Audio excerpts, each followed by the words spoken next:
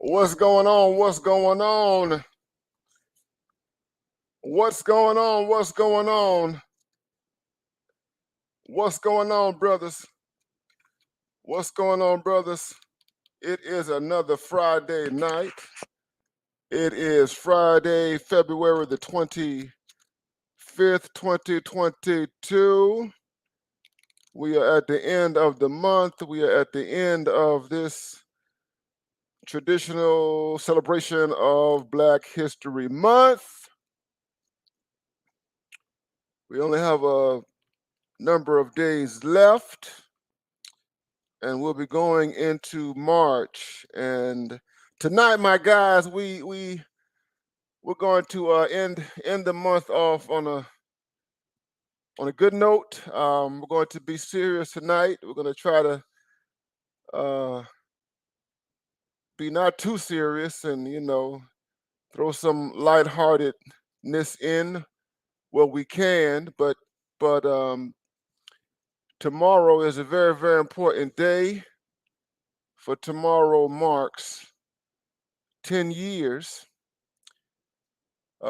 since Trayvon Martin became a martyr, an involuntary martyr for a new movement towards Black Americans, a new movement among Black Americans, dealing with anti-Blackness, which we have seen since the time that he was killed by that man. Y'all know who his name is. I'm not going to say his name. Y'all know who that man is, who was free today, who was acquitted of manslaughter. But it's been 10 years, guys. It has been 10 years. It's been 10 years. It's been 10 years. It's been 10 years, guys.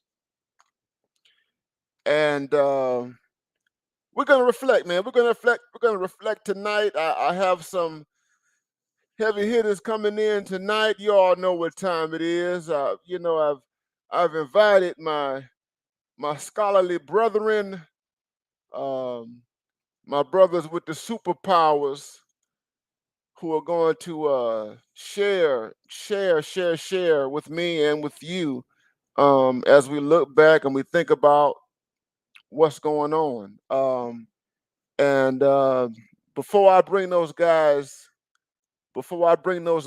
in, I just want to say a few things about what's going on right now, some things that we see. Thank you, Rasheed Barnes, for that super chat. Thank you, my brother. Thank you, my brother. Thank you, my brother. We appreciate you for that. There's a lot that's going on, guys. There's a lot that's going on in the news. A lot that's happening. Tina Knowles Lawson, her docu-series on Black men is in the news. And for you guys who have been watching closely, I don't have to tell you, I've been posting this stuff on my community tab. I don't have to tell you guys that whenever anyone attempts to do anything, male or female, that puts a spotlight on the lives, the vulnerabilities of Black men in this country, be it through a documentary or a book or a television series or any type of thing, film, it doesn't even matter. It doesn't even matter. You're always going to have the aliens. The aliens are going to come out. I'm not going to call them people. I'm just going to call them aliens. I'm going to call them aliens because that's what they are to me. I don't understand these people, guys. I really don't understand these people. They don't make any sense to me whatsoever. They come from another planet, a planet that has not been discovered and named. They come from somewhere because I tell you what, they don't come from anything that that I'm connected to. I tell you that straight up. And so you got these folks who are, have created a petition to get this docu-series removed from Discovery Channel and everything like that. This stuff is crazy, guys. The misandry is real. The misandry is real, brothers. The misandry is real. And we have a lot to fight against, guys. We have a whole lot to fight against, and you're warranted in fighting back. These people, some of them call themselves divestors. These divestors, I don't know what they're divesting from. To divest from something, guys. To divest from something means that you have invested in something. You cannot. You cannot divest in something that you have not invested in. They call it Blaggistan. They call it Blaggistan, but you have not invested in anything. No, no, no, no, no, no, no, no, no, no, no. No, what you've done actually is you have contributed to the stuff that you complain about. You are part of the reason why you have all of these grievances. You just can't blame it on these black men because black men don't create themselves. We didn't fall out the sky. Somebody brought us here. Somebody had the responsibility of raising us, and and that person who had that responsibility, that primary responsibility, didn't look like a black man. But it is what it is. It is what it is. It is what it is. We got a lot. We got a lot to talk about, guys, and tonight, we're going to link everything together as we uh, deal with 10 years later, uh, 10 years after 10 years after that moment when Trayvon Martin became a major symbol. Okay, so see here we are, and we are moving forward. All right, so, and I want y'all to like, and I want y'all to share the broadcast. Please, please, please, please, please. We appreciate your support. All you guys who support by way of super chats. I thank you guys who support by way of uh, cash cash app. I appreciate you guys who support by way of PayPal. We appreciate um, all of your support, and continue to support us as we go forward, brothers. As we go forward, as we go forward, as we go forward. Um, Thank you, thank you, thank you, thank you, thank you, thank you, thank you. All right, all right, all right.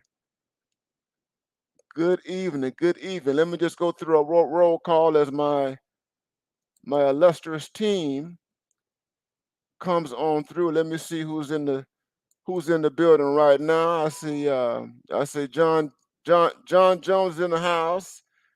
I see Gravy Dale. We see you, man. Christopher Clipper. We see you, man. We see you. We see you. We see you. Rashid Barnes is in the house. Death Before Death Honor is in the house. Hybrid Ninja is in the house.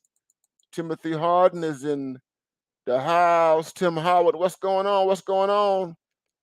Uh, all the brothers. Indiglo Flow is in the house. We see you. We see you. We see you. See some new folks up in here. Let's see. Who's this? We have a good number of folks. David Drenches in the house.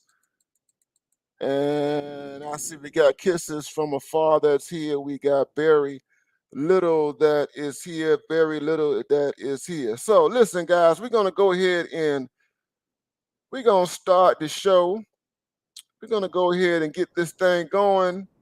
and I brought up my brother, the esteemed, uh, the scholar extraordinaire, the G with the PhD. What's going on, brother? How you doing? What's up, brother Ronald? How are you doing, man? Can you hear me? I can hear you, man. Can you hear me? Yes, sir. I can hear you loud and clear. What's Good, going man. on? Good, man. Good, man. Man. I am so glad that you are available to be a part of the conversation. And brother, man, we're gonna do what we normally do, man. We're just gonna have a free flowing exchange, man, and look back 10 years and talk about what we learned and everything in between, man. You know what I mean? Yes, Uh, sir. but before we do it, man, what's going on your end and what's happening? You got anything in the works with the Green Gorilla Channel or what have you, man? Talk to us, bro. Oh man, I know I've been on a hiatus for a minute, man. I'll be back.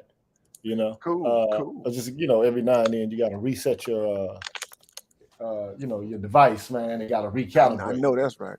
I know So that's right. sometimes you got to take a chill pill, man, and reflect and just lay in the cut. So Yes, sir. that's what I've been doing for the most part, man. Just Yes, sir. recentering myself, man. You can talk about these issues so much Oh man. that it can begin to color your perception of reality, man. Oh man. And so, Man. and you got to think about your place in the world and you know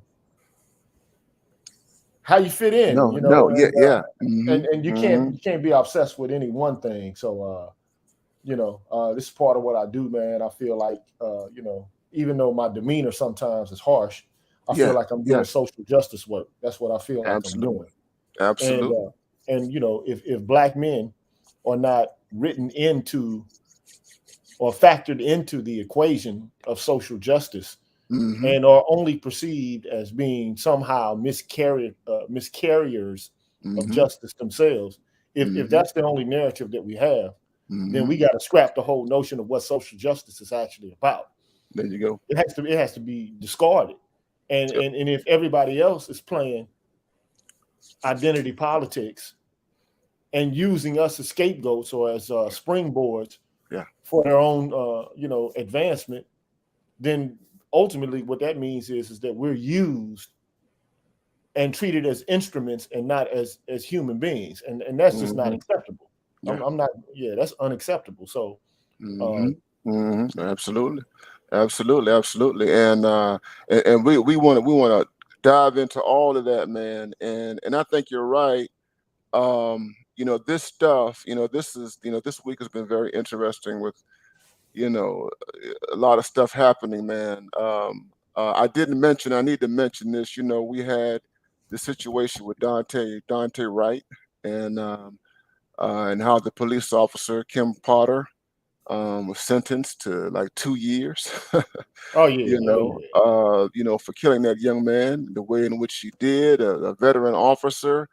26 years. You made a mistake. That's what the judge said. it was yeah, just yeah, a it was just a mistake, brother. You know what I'm saying? And it's so interesting. The judge, basically turned Kim Potter, that police officer, into the victim. You know what I mean? And that seems to be consistent with the pattern, man, that we've seen over the past 10 years, man. And it forces us, as you were saying, man, to really recalibrate how we think about activists and what we're after and how we deal with these issues, man. So most definitely, we have to unpack that, and I want, in as much as we can. Um, I see Dr. Thunder's in the house. Thank you, Dr. Thunder. Good to see you, my brother. Good to see you. Good to see you. Good to see you. In as much as we can, man. We're talking about, heavy things, man, but we try to, I know in your channel, man, you try to keep some humor in there, man. So I try as much as I can. I'm not a comedian, man, but I do know that we need to be balanced, and for us, our mental health sake. You know what I'm saying? And so, Of course. yeah, and I appreciate, the need, and you put it there, man. To take some time off and to recalibrate, because there is a larger world, man, and we can't, afford to be overly consumed, brother.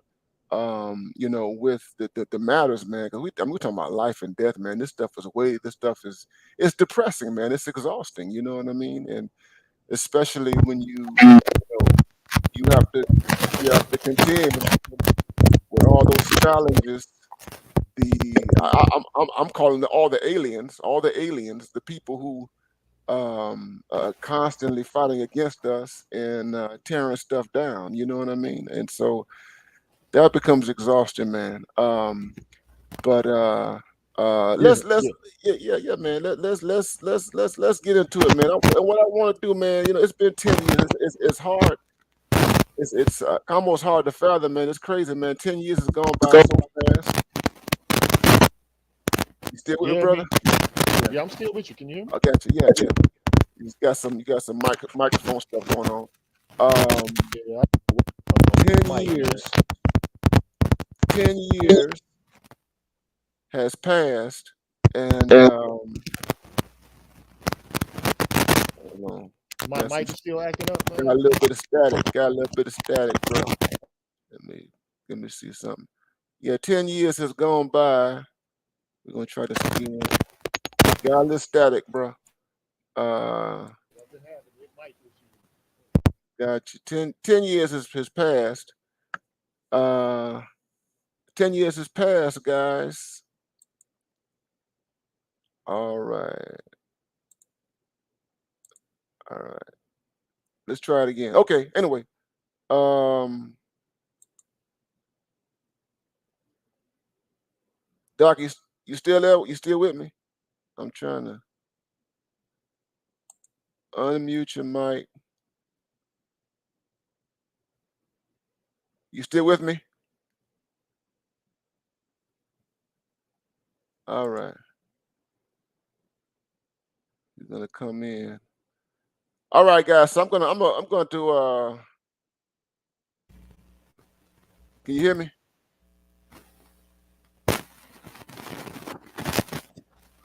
What we're gonna do? All right, we got Dr. J up in the house. We're bringing in Dr. J. What's going on, Dr. J? What's good with you, man? I apologize. No How y'all brothers problem, doing? man. No problem. No problem. We're good. Glad that you're here, man. And we are just really just getting it started, man. Getting ready to dive into things. How are things with you, man? How you doing? Oh man, can't complain, good brother. Cannot complain. Gotcha. I see you've been working overtime this week, brother. I'm trying to get it in, man. Trying to doing get it in. doing battle with the demons, man. So Oh, oh. and the aliens and all the folks, man. You know what I mean? So I'm going. We're gonna dive into this thing, man. This conversation, man. So what I want to do, man, is kind of go back to 2012, man, and 10 years ago, and and dive into where we were in terms of black men and black people generally, and in this country, um, and politically, and just the cultural climate and everything, kind of leading up to the tragic death of Trayvon Martin, man, Mhm. and what happened, to him. And when I think about 2012, man, I'm thinking, Obama is wrapping up his first term, in the White House, and I like so many black people had voted for him in '08 and had grand high hopes Mhm. that he would be a game changer. You know what I mean? And we'll kind of turn the corner. I mean, I didn't think he was gonna change world history. You Right, know what I'm saying? right. But I definitely thought that the Obama era, was a positive thing, and that it would kind of move the needle and all that kind of stuff. You know what I mean? And what we discovered was that the Obama era kind of presented a little more of what we had in the past. And we had those moments with Jeremiah Wright. You had those moments where he was forced to talk about race, and he was very reluctant to do so, man. You know, and then you have leading up to Trayvon Martin, man. It was clear that Obama had made clear to us that he wasn't a race man. Um, Right. you had a lot of finger wagging. Yeah. you Yeah. know, That was the only time race was acceptable, is when, he was telling black men what they weren't doing well enough. yeah, yeah, and a lot of finger wagging, a lot of pull up your pants Right. speeches, Right. a lot of character stuff, character based teaching. You know what I mean? Mm-hmm. And it was just a lot of black male blaming and black male shaming, Yes. and it seemed to coincide with a kind of a larger culture that we were dealing with, man. That yeah, we can go back to that extended even as early as the early 2000s, stuff like that, like going back to Bill Cosby and the Bill Cosby speech, and it seemed like we had an entire decade where you had black elites, you had writers, and then you had academics who were just crapping on black men. Oh yeah. Oh yeah. Yeah. And it seemed to me that they were helping to kind of lay the table Mm-hmm. Mm-hmm. for what we saw on February the 26th, 2012, when Zimmerman killed Trayvon Martin. You know what I Mm-hmm. mean? Mm-hmm. And so that's what I'm getting at, man. The kind of climate, what was going on, and remember now we're 10 years removed, and we're here in the Black manosphere, and we're talking about Black male studies and all this type of stuff, and Right. our voices are unchained in an unprecedented way. But man, in 2012, man, there was so much darn censorship Mm-hmm. and so much pushback against anything dealing with Black men, man, that it's not surprising that what happened to Trayvon Martin happened, man. So why you can weigh in on, man, and Well, reflect on. Well, when I think of the last 22 odd years, it's been a huge roller coaster ride, man. I mean, we go some of the milestones that we have to include in this, right? We got to include the recession. We got to include the recession Yeah, where you saw black male suicide going up. You yeah, saw, you saw the difficult. I mean, hell, the black community is the only one that still hasn't been repaired yeah. since the recession. So we're still grappling with that while Obama is rescuing oligarchs and the Mm-hmm. banks. You know what I Mm-hmm. mean? So that's a critical feature there. You start to see the ascendancy of black women in a very Mm-hmm. particular way politically, even with Obama.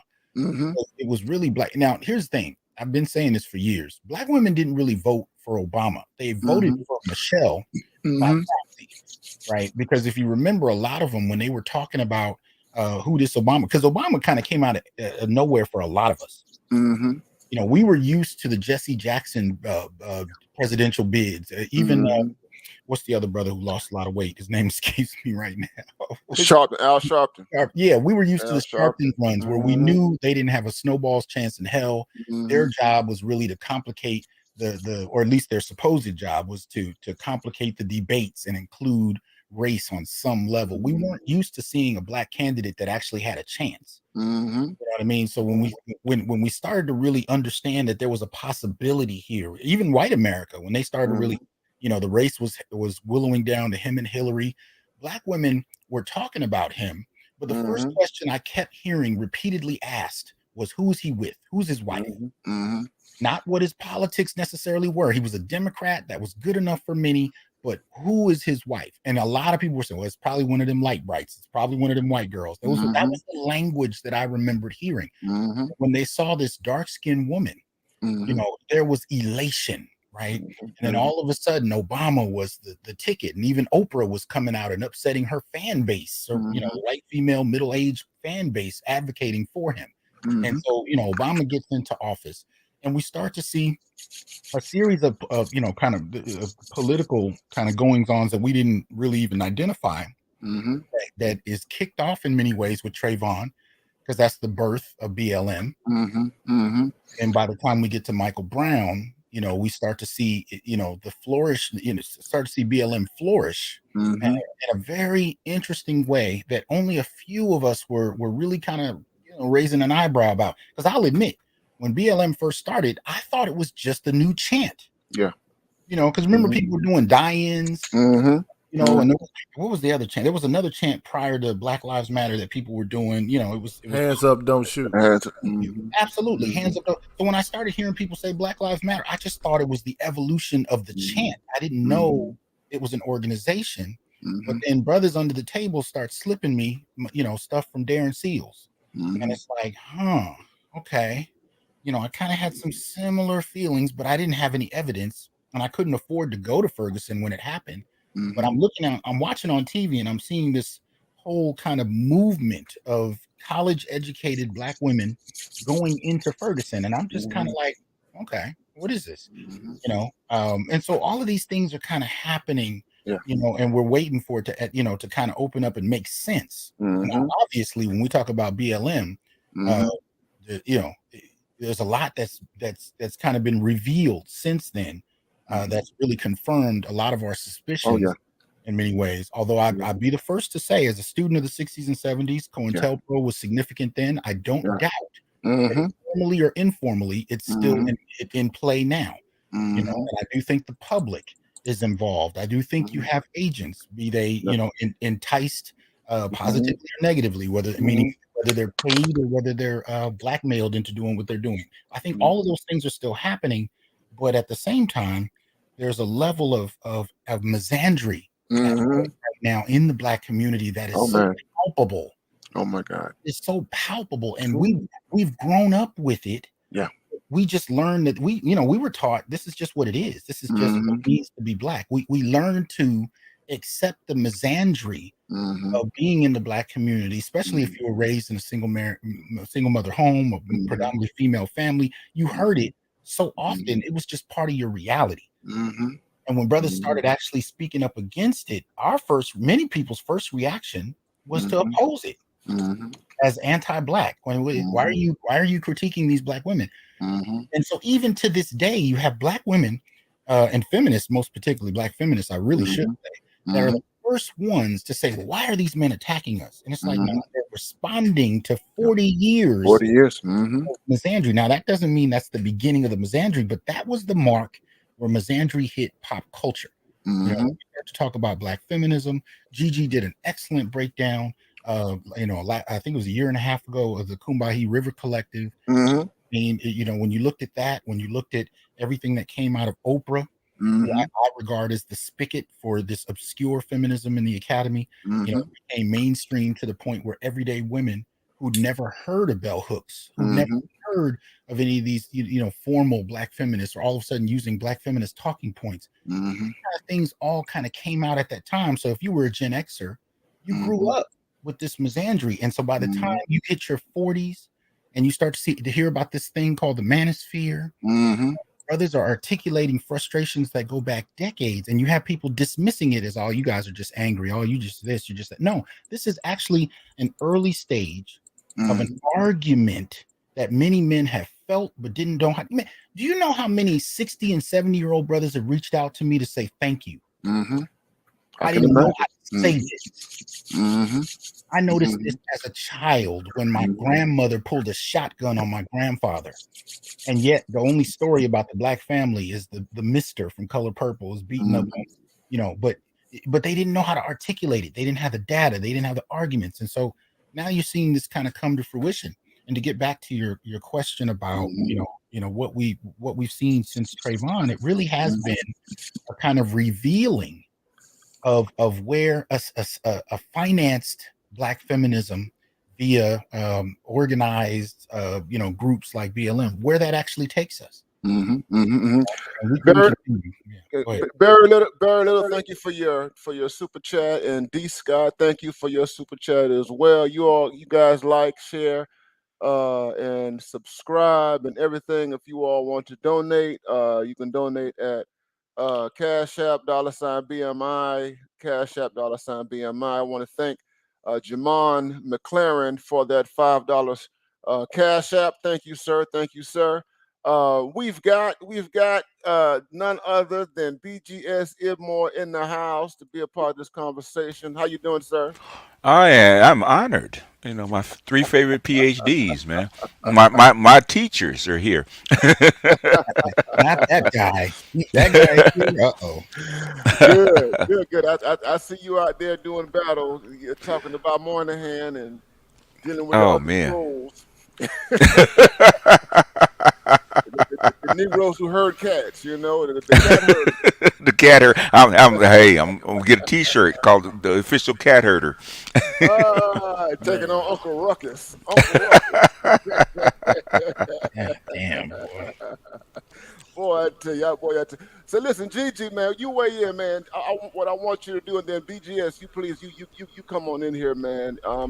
And just reflect on, the environment, what was happening, and how you saw things leading up to Trayvon Martin and everything, man, in terms of the culture. Weigh in, man. Holler at us, man. Really, this is well, Trayvon was actually the backlash against Obama, Hmm. because you had the Republican Bush, and we're in the middle of this recession because of the housing Hmm. market. And you have all this backlash, this white backlash against Obama. So Trayvon Martin didn't really surprise me. Hmm. Hmm. Hmm. Hmm. What Hmm. uh, I think it kind of drew lines between white and black. Hmm. And Trayvon Martin became a symbol. A black kid is in a white neighborhood that looks suspicious Hmm. in a hoodie. Hmm. And because before, I think it was Trayvon Martin, and then I think Eric Garner was before or after him. I can't remember. I think it was before him. Eric Aragon was Garner. afterwards. It It was was after. afterward. It Yeah. was So after. you have Yeah. a series of these kind of extrajudicial Hmm. killings Hmm. of black men, seemingly Hmm. doing little or nothing. Hmm. Hmm. Yeah, you had Ishmael Reed put out a book in Hmm 2010 called Barack Obama, the Jim Crow Media, and the Return of the Nigger Breakers. That's what he called it. hmm And yeah. because even with even Trump took advantage of what we saw in 2008 with Sarah Palin. Okay, there was a Hmm. whole group of angry white men that had Hmm. basically been trounced between I think the recession of like 1997 when the stock market kind of crashed, and then Hmm. they had this big housing boom, and then the crash. Hmm. From 2007 2008, there's a whole lot of angry white men that Hmm. kind of lost their money, lost their jobs, kind of lost their way because Hmm. that was the beginning of the white male recession. Hmm. Um, you had the housing mortgage crisis. You had the fuel prices going up because China was actually building, doing their thing over as far as the Olympics. So basically, the whole economy was actually in kind of like this free fall, and white Hmm. men were actually getting hit pretty hard because I think even some of the feminists were actually talking about the man session that was actually going on. So basically, uh, with all of this and Barack Obama being a black president Yeah. and them feeling some kind of way about this, you Yeah. see these killings, because Yeah. there was stuff going on even before with Trayvon Martin. He just happened Hmm. to be one of the more famous ones. Basically, black boys found hung in trees and stuff Yeah. like that. You Yeah. know, because they had Hmm. white girlfriends. So this stuff had been going on. But then Trayvon Martin kind of crystallized all that. Hmm. And the major thing is because where it happened, there's going to be a Republican convention. Hmm. Hmm. Hmm. Hmm. GG. Yes, weigh in on sir. this situation, man. What are your thoughts, man, about the the climate, what was happening at the time and leading up to it, and how did you see things, man? I was optimistic. We had our first black president. And I thought that this was going to be a time frame in which some sort of structural justice could be ushered in for black Americans.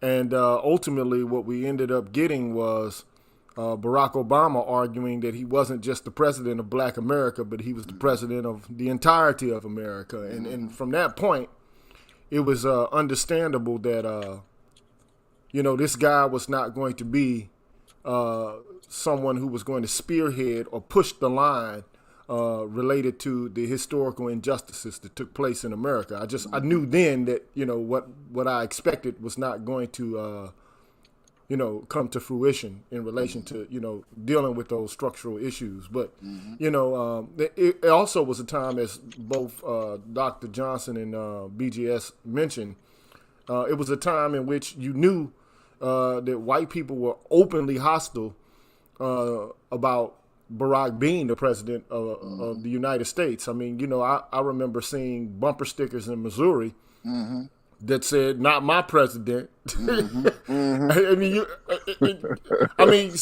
at the same time that Barack Obama is proclaiming that he's the president of the entirety of America, many white Americans were of the mindset that, this is a monkey in the White House.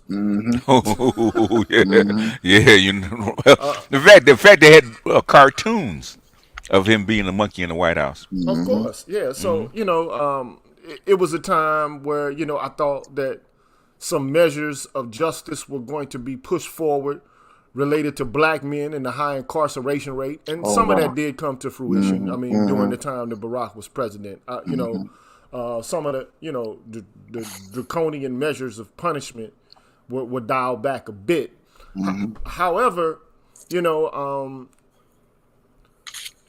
there was at the same time, and I think Dr. Johnson mentioned this, and I think you mentioned it as well, that Barack Obama, for the most part, was respectability politics president, especially as it pertained to black men. Now, the respectability argument pretty much doesn't apply to black women because it does when you start talking about welfare queens and Shaniquas and Shanae's and so on and so forth. But I mean, primarily, the stern, talking to or the kind of deprecating conversation was directed towards black men. At the same time, you had a book that came out like not too long before he was the president, or a little bit shortly thereafter, called The New Jim Crow. And the sister Michelle Alexander wrote that book, kind of detailing how we got to the point where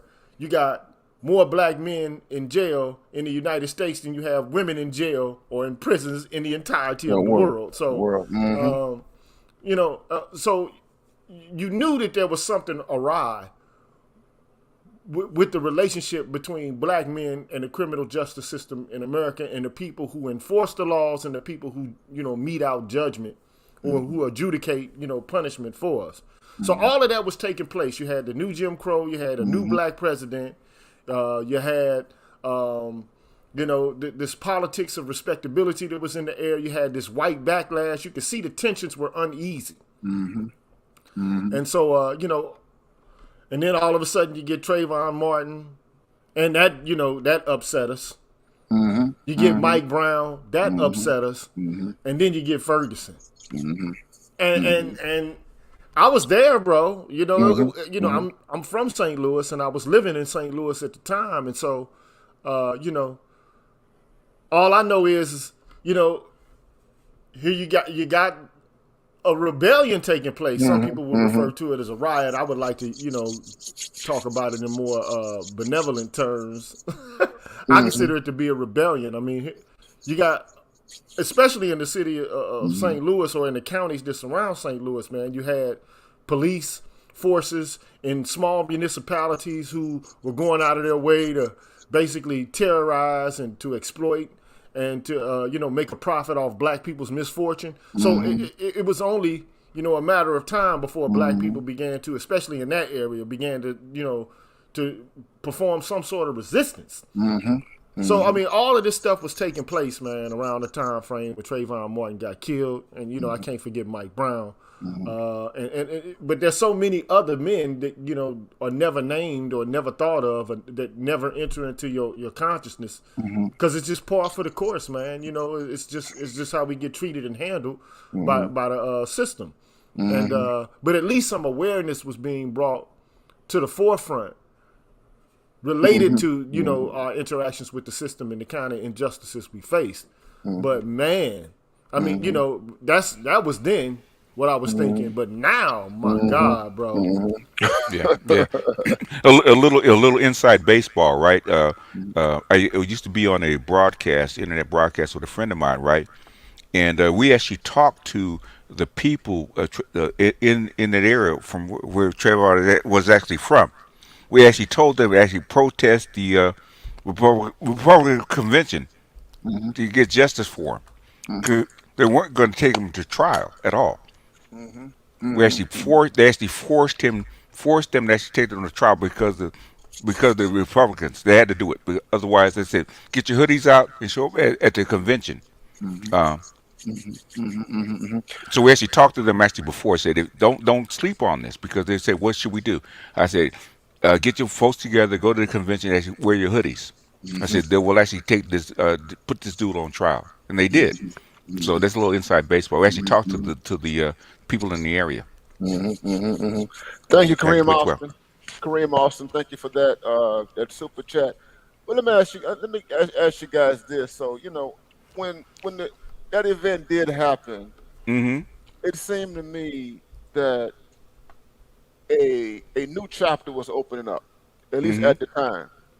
The way black people have responded, and then it was on Twitter and everything, and it just kind of went all over the country, where you had this huge outcry because Zimmerman had not been arrested, No, he hadn't. and Yeah, they were just gonna bury it away and they were. keep on going and Yeah. everything.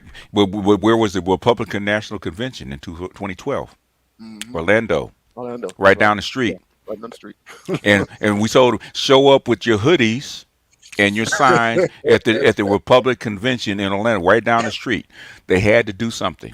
Hmm. Hmm. That's why he was arrested. That's why he was put on trial. Even though we knew he probably wasn't going to get convicted, but the thing is, at least put him on trial. Hmm. Hmm.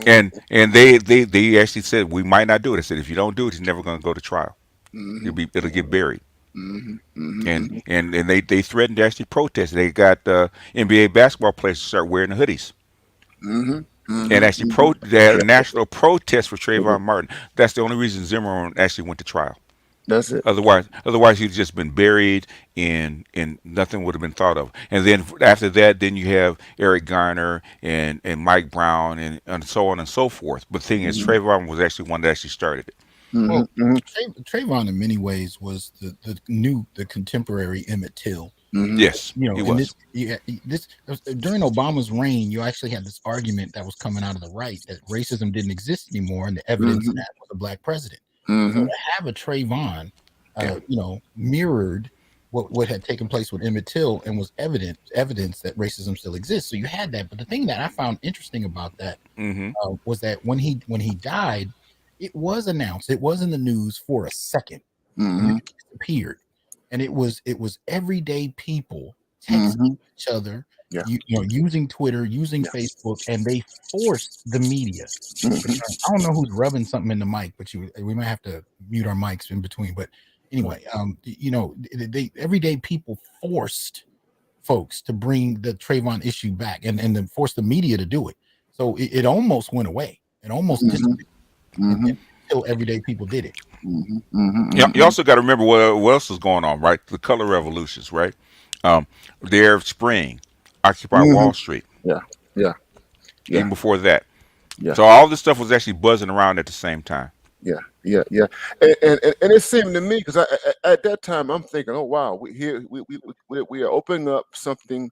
We're opening up a new chapter. Black people are being politicized, repoliticized all over again, and it's like, oh, what, we haven't seen anything like this in, in more than a generation. You know what I mean? And so I'm thinking that this is just a major, major shift, a turn. And more importantly, right, we're talking about the fact that Trayvon was a young teenage boy, black male, and we had this horrific instance of murder. You know what I mean?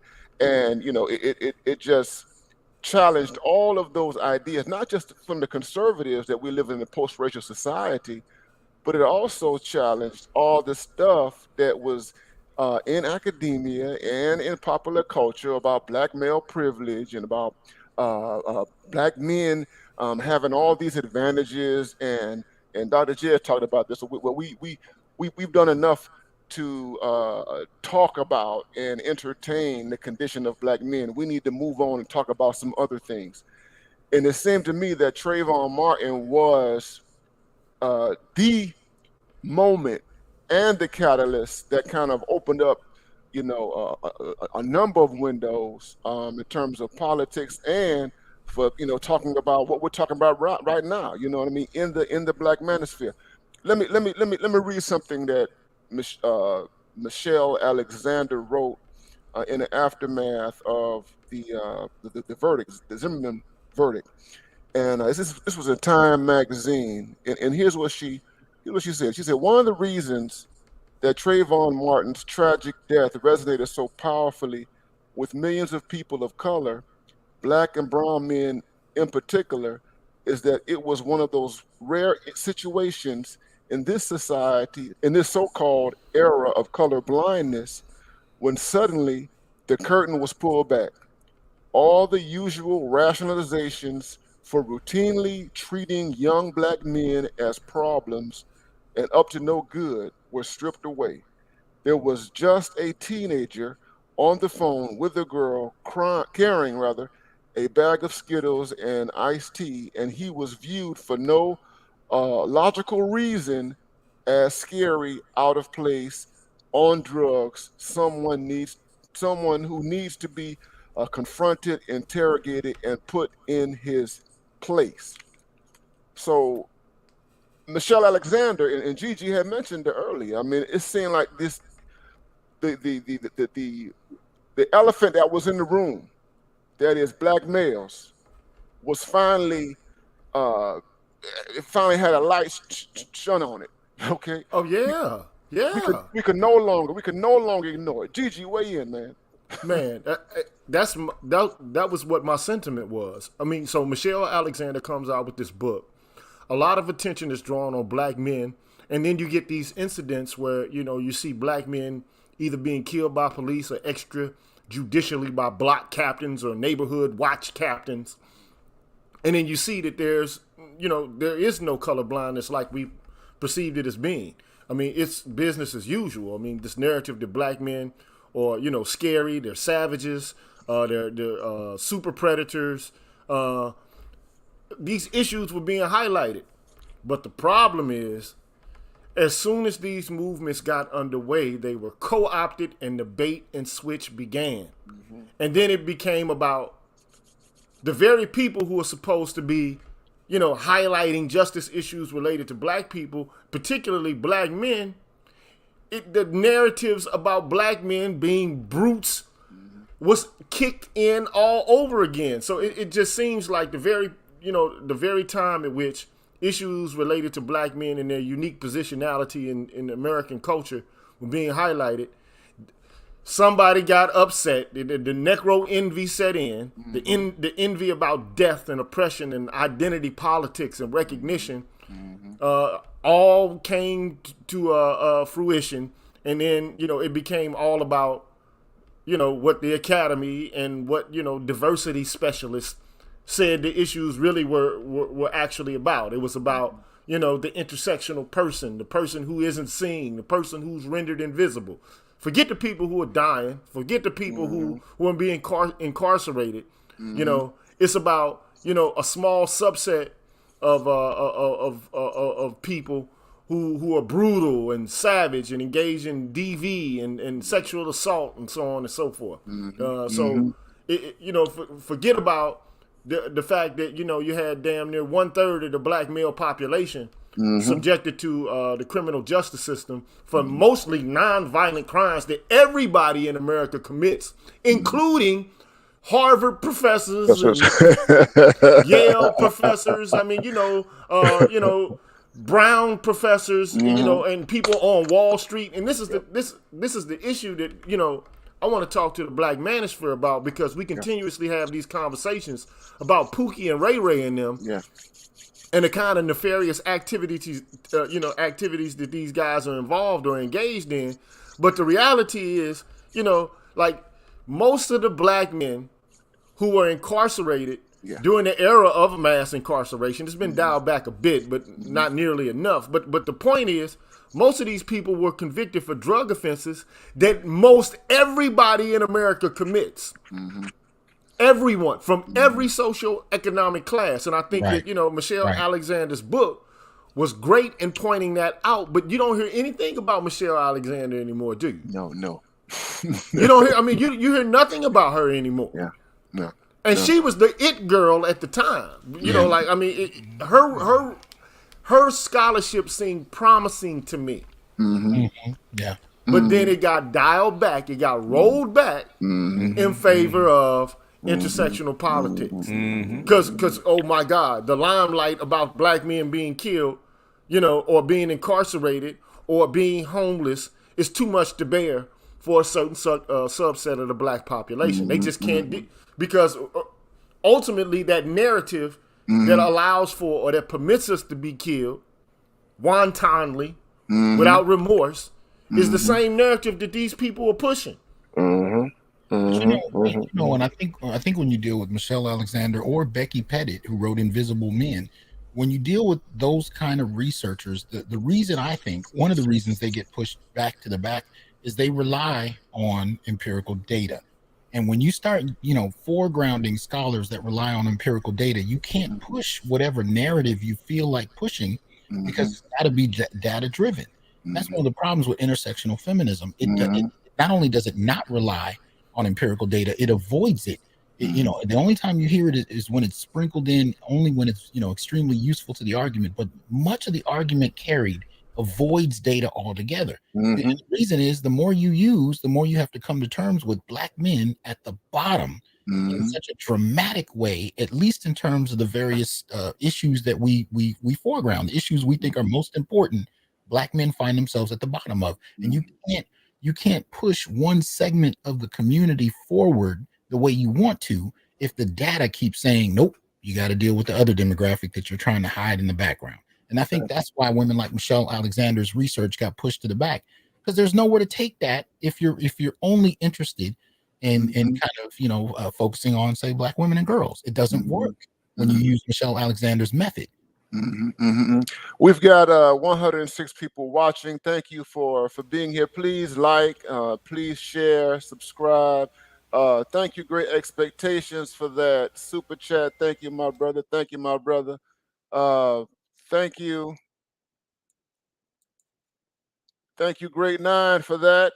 Thank you for your super chat and everything. We're glad that you guys are in the building. You can also contribute through Cash App $BMI 3000, Cash App $BMI 3000. We are talking about Trayvon Martin 10 years later. Listen, guys, you know what? I was thinking about this. I don't recall before Trayvon Martin hearing a whole lot about intersectionality. Now, we knew about black feminism, right? And you had the queer stuff, but the language, the idea, the concept of intersectionality, it wasn't out all over the place as it is right now. Okay. So, you're talking about something that, Kimberly Crenshaw coined in 89 and everything. And, you had to be an insider, an academic to really, be familiar with that language. So when I think about the early 2000s, 2001, 2003, and all that, going up to 2010. Okay, we got kinds of feminism, but they're not talking about intersectionality.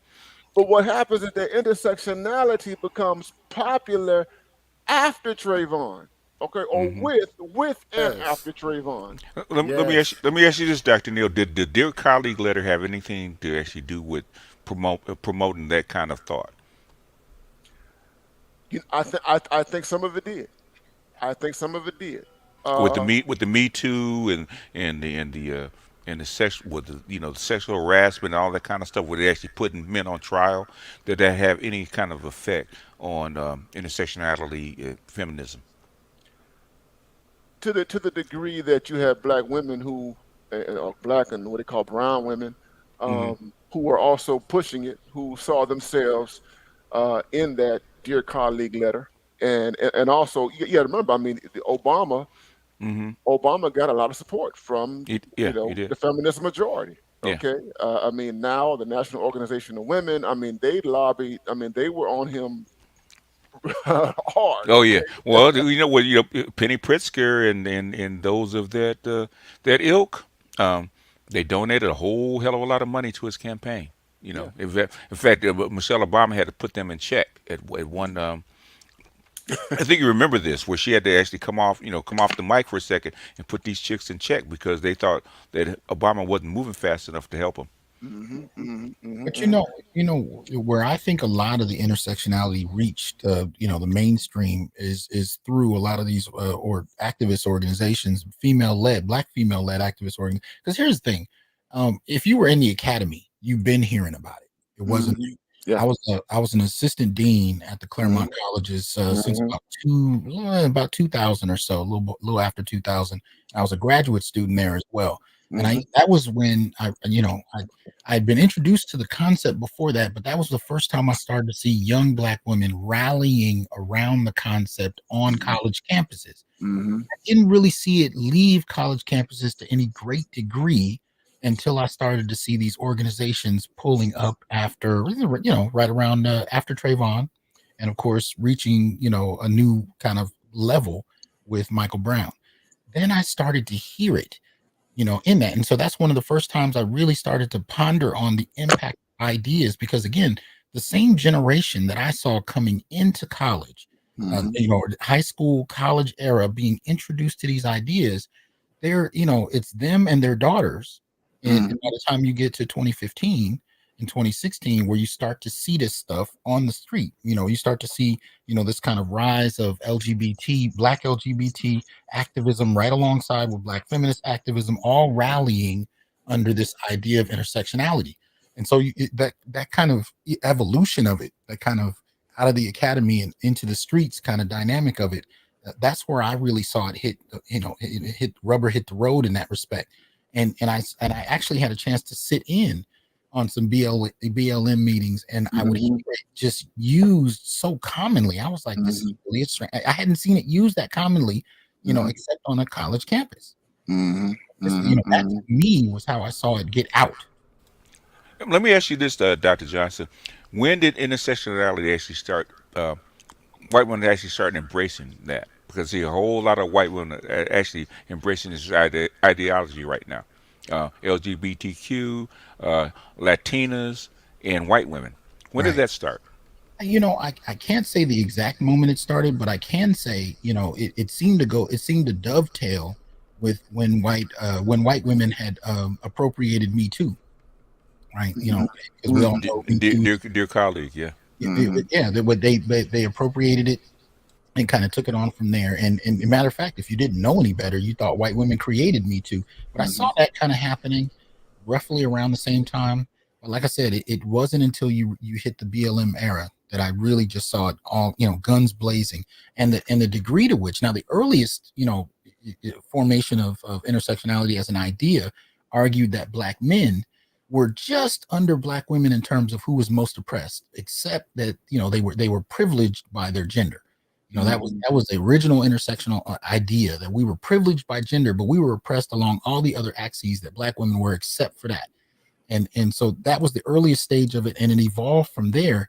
But by the time it kind of hit the street, I started to see that antipathy toward Black men return, in terms of how it was practiced. So it's an interesting, kind of lesson in how these ideas can have real world impact. And I think also the transgenders, the white trans people, they picked Yes, that yes. what happened. Yeah. That's what gave it more more of a push. That's what helped popularize it more, because the trans people, they just ran with it. They've taken it, and they just they've stolen it. They've appropriated it from Crenshaw and everything, with not a whole lot of pushback. You know what I mean? Yeah. And A lot of performance theory melded into that too, coming out of dance. So identity was all performance. Everything was socially constructed.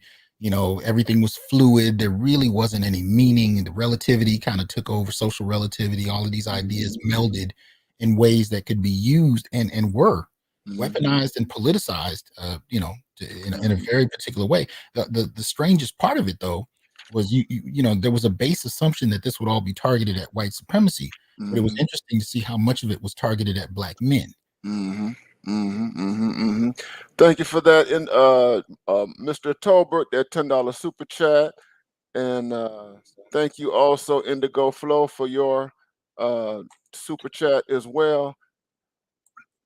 I think that one of the things that factors into all this conversation is that the feminists had laid the ground, right, for whatever happened. They didn't see Trayvon Martin happening. They didn't anticipate the stuff that would happen after 2010, right? Or 2012. But they had already laid the kind of, the foundation in terms of their ideology, and it just seems to me, if you can do a paper trail, right? You can look at people who have worked in feminism or queer studies and stuff like that, the books, people like your Mark Anthony Neal, people like Athena Matua, you got all of your Trisha Rose, Patricia Hill Collins. You got all these people writing since the 1990s, all right, and creating all this gender ideology, which becomes useful for the feminists, once we get to 2012. You know what I mean? And right now, the language that we're using is misandry, right? Because all of that stuff says that Black men are deficit, Black men, are limited. And my most recent work, I'm saying that they just saying that we're savages, we're primitives, we're demonic, all right? And they did not anticipate what happened after 2012, but they took advantage of the fact that they had already created this ideology that could be weaponized against Black men. That's all I can say. Man, look, they were opportunists. They took the opportunity when there was conversation centered around Black death to talk about their own issues. This is what they do. I mean, as soon as, there's an opportunity that presents itself, or, a scene that seems to open up in the line, where the running back can run through and penetrate the defense, they saw an opportunity to talk about their own issues in the context of Black male death. And that's what I find nefarious. I think it's disingenuous. It's bad faith. Now, I'm not saying that they can't talk about their issues or that it's not a place for them to, have a discussion about what they, want to in terms of politics. But don't do so at the expense of Black men. And then also, you got scholars like Curry who are pointing out most of the viewpoints that these women have about men, particularly Black men, are predicated upon racist social science developed in the 50s and the 60s and even the 40s, going back as far as the 40s. So, it just seems like at the very same time that, Black men are, beginning to have a seam open up for themselves, they just came and said, look, this is about us, not them. In fact, they're, I'm not going to use the words, but, sexist abusers, and they need to be, accountable for all that they do to us. So at the same time that they're talking about them being brutalized, they're brutalizing us without even, really actually covering the social science that has existed for the past 40 to 50 years that speaks, against this narrative that, black men are the only people in the black community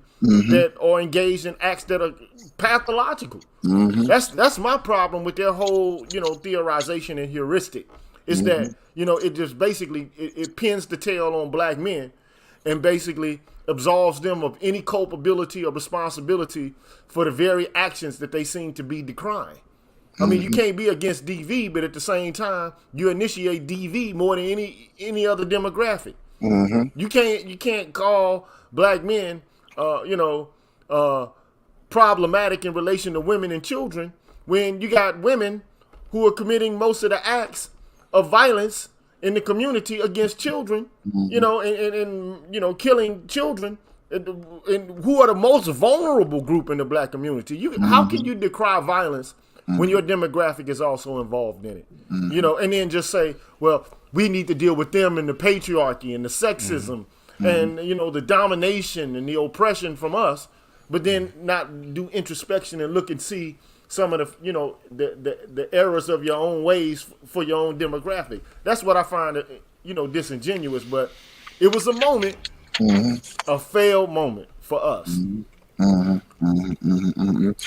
Amongst many. Okay, we black men are taking so many L's in this society, man. I stopped counting because every time we think every time we think we're elevate ourselves, we actually become a step-stool for black women and white women. They actually take everything from us. Every time we make a step forward, they take it. Black women took this from us, okay, purposely, and they're the ones that they're getting ready to get a Supreme Court justice out of this. Well, they would also tell you that we already have Clarence Thomas, so we need to shut up. But anyway, well, touche. But I would think as if that's somehow representative of black men. But yeah. One of the things I point out though is that for me, it was the introduction of a new political method that we had not really seen prior. Like even when we started to figure out that BLM was its own organization, that was a little strange.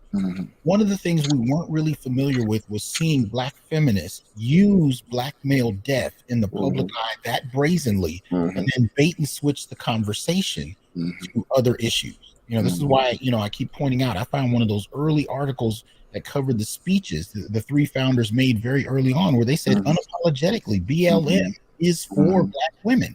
We were still thinking in many ways. I mean, look at it. We're talking about marches, right? Ferguson onward, we're still organizing around marches. So we still have this civil rights era kind of sensibility. And we're used to an idea of blackness that's rooted in some kind of communal thing. Now you had this tension going on with feminism, going back to the 70s most particularly, but we haven't seen it reach such a brazen and in your face stage before, where you had women actually saying in organizations that we thought were civil rights like organizations that black men could not take positions of leadership here, especially heterosexual black men. We had not really seen that before in that way, and it took a long while for people to develop a critique that could separate the movement that BLM hijacked and BLM itself, and it we're still having these arguments to this day. How exactly does BLM able to get 90 million or 90 million in 1 year? How do we, the reason for that is white liberals are still, because when you talk about black activism post, 2015, black activism is BLM to white liberals. So when white people start sending in money, that's what they think of. So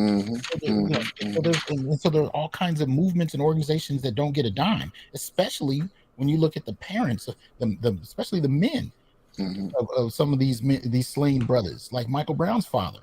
His organization got nothing. It came out of these kind of things, and there were plenty of other organizations that were actually a product of grassroots, organizing that got nothing because BLM kind of choked the vine on all those resources.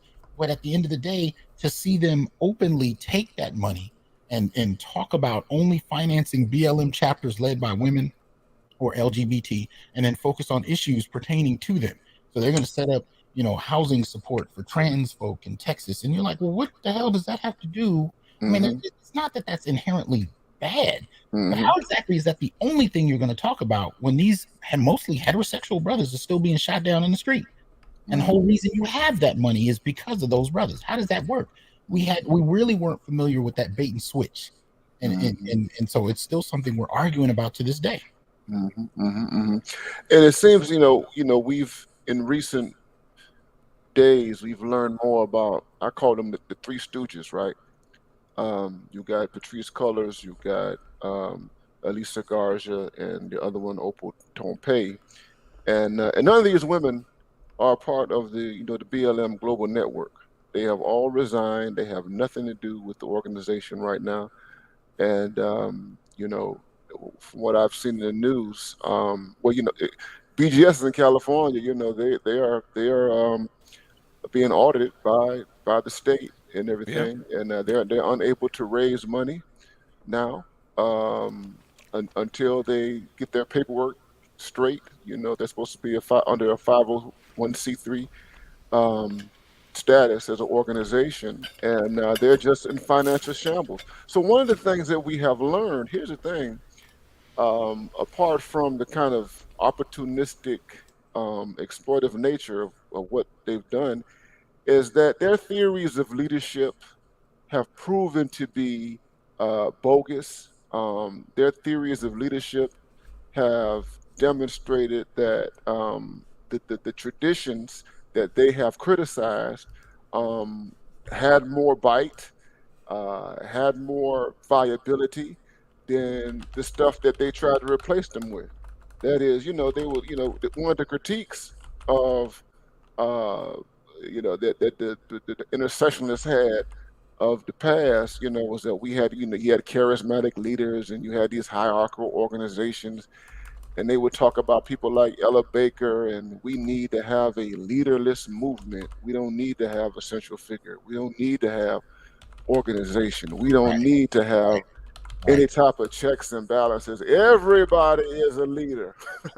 that was supposed to be the evolution from the civil rights idea of the one central leader that gets remembered, and that was a lot of the kind of historical angst that you saw Black feminists kicking in. Remember when they were going back and suggesting that the entire Black Power movement and civil rights movements were all inherently sexist and misogynist, and so that kind of leaderless movement in many respects among Black feminists came out of the frustration about the 60s and 70s. But when you get down to it, what was the fallout of the quote unquote leaderless movement? What did we see happen? We saw the so-called leaders leave with the cash, and everybody else standing there holding the bag.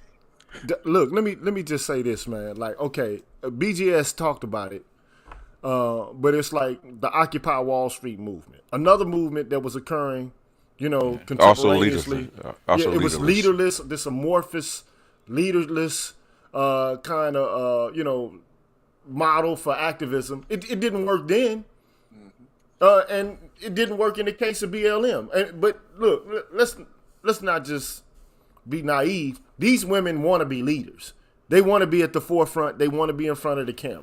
Yeah. And they feel like part of justice requires that they be recognized as being, spearheads of Black progress. But my problem has been, and this is just, a theoretical a slight with feminism in general. I mean, the idea that they are the most oppressed, and that if they are free, then everyone else will be free because all systems of oppression will be eliminated. It's bullshit, bro. The white woman sold them on. They're just selling the same thing the white woman sold them. Yeah, but my whole thing is, look, I've said this, man, and there are 5 reasons why I think that's false. I could talk about them real briefly, but I mean, first of all, oppression is dynamic. It doesn't happen in one place, in one way, and one group can't claim to say, well, we are the most XYZ, especially without using data in order to demonstrate it. Just conceptually defining yourself as the most oppressed because you fit into different categories of people who have, you know, quote unquote, been historically oppressed, that's just not enough. That's not going to do it, okay? And even if you declare yourself to be the most oppressed, you're still not dealing with other people's oppression in a whole bunch of, you know, different ways. So it's ridiculous, you know. And then second, look, black women are human beings. They have the same ability to exhibit virtue or vice as do men. But, you know, operating from the Victorian concept of, you know, women's superior moral status, you know, they, you know, basically have been able to sidestep any culpability or responsibility for some of the nefarious things they do. I mean, you know, they act as if they want to be actors on the world stage, but then as it pertains to any kind of interaction with other people, they, you know, basically declare themselves to be passive in relation to agency. And you can't be responsible for all the good things that you do, not culpable or accountable for any of the negative things you do, and then claim to be like an equal actor on the world stage. I mean, I'm bamboozled by this. You know, really, actually, I'm like flustered when it comes to how they're pulling this off. I just don't see how they're able to do it. You know, so they've made themselves to be the negative universal subject, and basically they ran these women. It like Dr. Neil said, man, they ran off with the bag, dog. They ran off with the bread. I mean, that's what they did now. And then not only did they run off with the bag, they quit social justice work. Yeah. Now, if you're dedicated to social justice work, man, you just can't quit it in the middle of it because things get rough and people start to critique you. That's not how the game is. That's not how black folks have done this, man, historically. They just don't run off with the bag and then move into corporate America. Now, the other strange thing about especially this after is, spending a few $1 million on real estate. But go ahead. but bruh, that's the money that we can see. You talking about radical feminists, like, dude, who claim Marxist radical feminists. There you go, bruh. Like in the Combahee River Collective, is 4 things that they're arguing against, or they fighting against, so they say: classism, racism, sexism, and heteronormativity. That's what they say they fighting against. But how you gonna run off with the bag if one of the pillars of the entirety of what it is that you're about politically is anti-capitalism or corporatism? How are you going to retreat into corporatism, but at the same time pushing the 4 pillars from intersectionality or the proto intersectional position, which is what the women put forth in the Combahee. I just don't get it, but in actuality, you should get it. Because this is all this is about from the beginning. It's about bread. It's about jobs and resources. It ain't about changing the basic structure of the culture in which we live for black people. It ain't about that. It's never been about that. It's for them to be able to fit in and have their share of the devil's pie, bro. It just is what it is. I would drop a bomb, but it ain't my show. say it again for the Negroes in the back. Drop it, TT. I give you permission, man. You go ahead and drop it. Drop that bomb. Man, they want a slice of the devil's pie, bruh. And they want to do anything they can to get it. And they don't care about putting black men into the fodder in order to get it. Oh, that's our natural position. There you go. There you go. You got that bomb. That's the last time I'm going to do that on this show. I hope not. Drop another one. Yeah, but you know what? Also, and thank you, Cornelius Bellamy, for that super chat, man. Cornelius says, "Imagine black men doing a documentary on BLM. You think Tina got smoked?" They would. We actually have. There's actually one on the board. We actually need support. That's right. Gigi's trying to do one. That's right. But to piggy off what Gigi said, not only did they just run right when the smoke came, all right, they were not courageous enough to stand on the stuff they say they believe in. So if you remember, they had their whole mission statement and what we believe and all that kind of stuff. and it was during 2020. It was on their website. But as soon as those right wing conservatives and Fox News and everybody else start talking about how they were trying to dismantle the nuclear family, they took that stuff off of their website. Okay, and it's still not there. And All facts. and they have moved away from that. You got to Google it. I mean, I kept copies of myself because I copied and pasted all that stuff. But yeah, they did not have the fortitude to stand on the stuff that they say they believe. You know what I mean? And couldn't stand taking the heat. But the bag was gonna get small.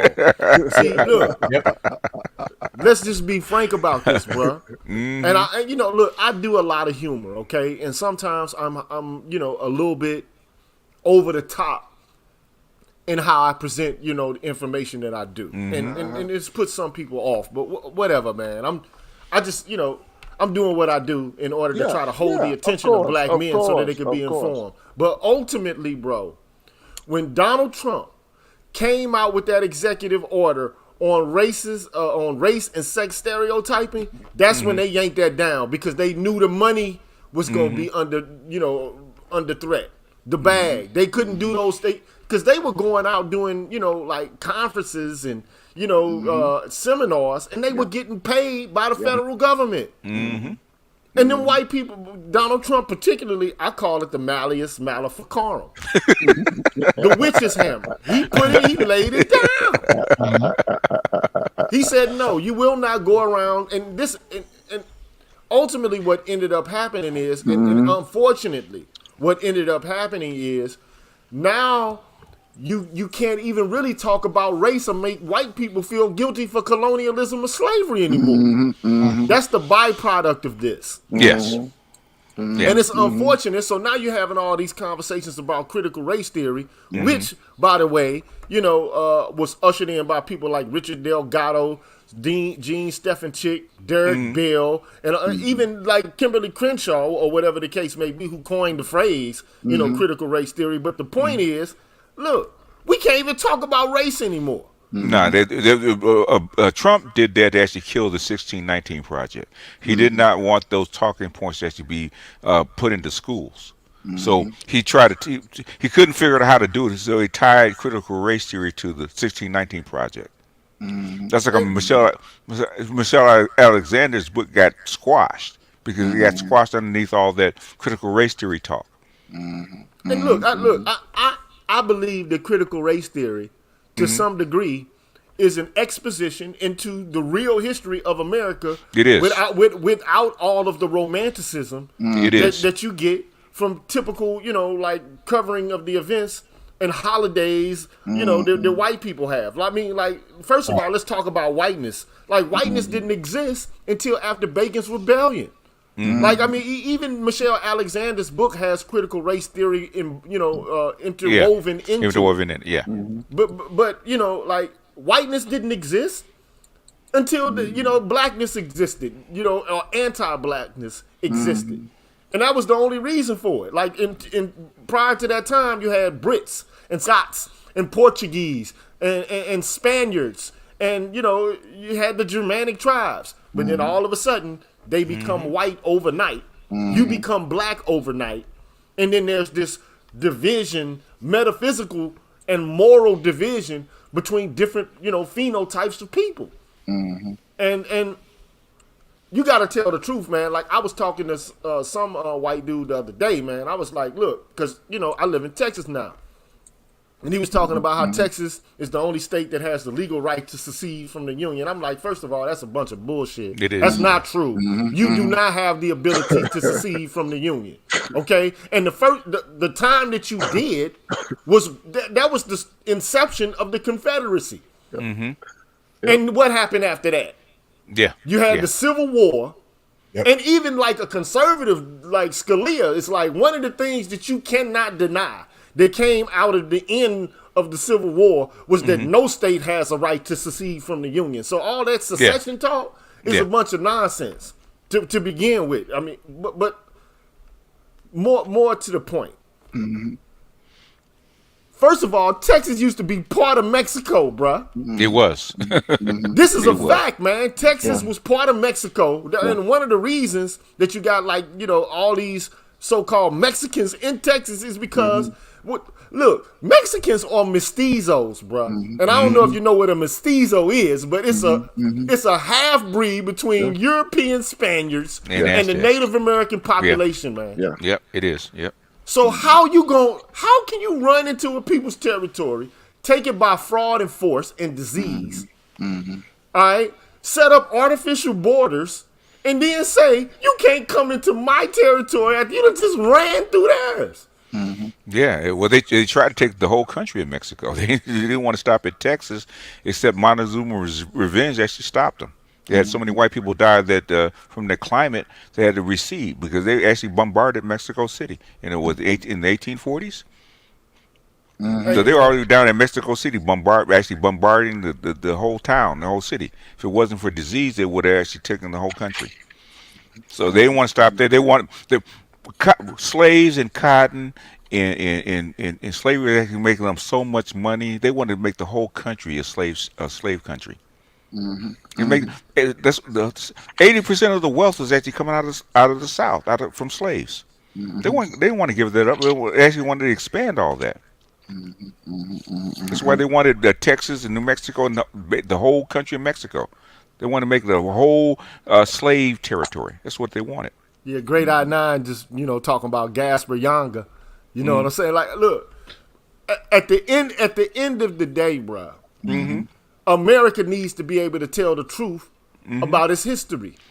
Yeah. And they, like, every time, and this is par for the course. Every time black men are about to get justice, and this is important to black women as well, but they don't understand it because they're consumed with identity politics and the politics of recognition and the hyperbolic, you know, stereotypes put out there by white social scientists and white women. I mean, they're obsessed with this shit. But white womanhood is a powerful drug, sir. Man, that WPJ got them crazy. That's Brenda Verner's words. You know what I'm saying? But every time there's about to be a push for justice for black men, and one could argue that if you're going to say that if black people are going to be free, you know, everyone else will be free by default, it's us because, look, black women are not perceived as a threat, man. They're not. Okay, they never have been, they never will be. To be perfectly honest, and black women don't want to realize this and understand it to its full, potentiality. You have been in this culture, in this society, a workhorse and a sexual workhorse for white dudes, man. It just is what it is. Now, if you feel like you can overcome this by aligning your interests with that of white women, you are delusional. They're not going to give up their so-called preferred status. They're not going to do it. Now, they might give you a place in their house, which they always have done. You've always had the ability to be in white people's house and to suckle their children's, to breastfeed their kids. You've always had the ability to be in the sphere, the circumference of whiteness, more so than black men. But every time black men are about to take a step forward, okay, the first thing that is done is white women protested, white men supported, and unfortunately, growing in numbers, black women are increasingly supporting this nonsense, man. And doing everything they can to circumvent black men from being able to get their due. And one could argue, like, by default, black men support families, man, if they have the capacity to do so. All right? They don't say, well, I need a woman like this, and if she doesn't meet every condition and standard with a checklist a mile long, I'm not going to deal with her. That's not how black men operate. It's how women operate, but it's not how men operate. Given the ability to have the wherewithal to take care of their families, even when they don't have it, they do better than white folks and Mexican dudes. So all of these stories about black male abandonment, man, put that shit to a stop, man. Cut it out, man. Either you're gonna look at the data and take it for what it is, or you're not. Black men are more involved in the lives of their children, even though we got the highest rate of single parenthood. Yeah. So which way y'all want this, man? Like, do y'all want y'all want dope or dog food, man? Do y'all want the truth, or do you just want to run your narratives and your spin? So I'm done talking, man. No, it's a cold truth people don't want to deal with. That but not only were Black women, have they always been, considered less of a threat, they were always a reproductive option. They were always a sexual option for white men, which created a very strange relationship with white women and white men. Right? White women saw them as useful for the advancement of a feminist idea. They're foot soldiers, really. But then at the same time, they saw them as sexual competition for white men's attention and resources. Black women competed with white women with no real chance of success, but to have access to white men. And between the three, all three of them saw designs on underdeveloping Black men because it was useful for their own advancement for each group. And so Black men find themselves on the out. And to this day, you still have this tension going on, from media to organizational building. Who the hell was financing organizations like BLM? Yeah. It was white men. That's what it comes down to.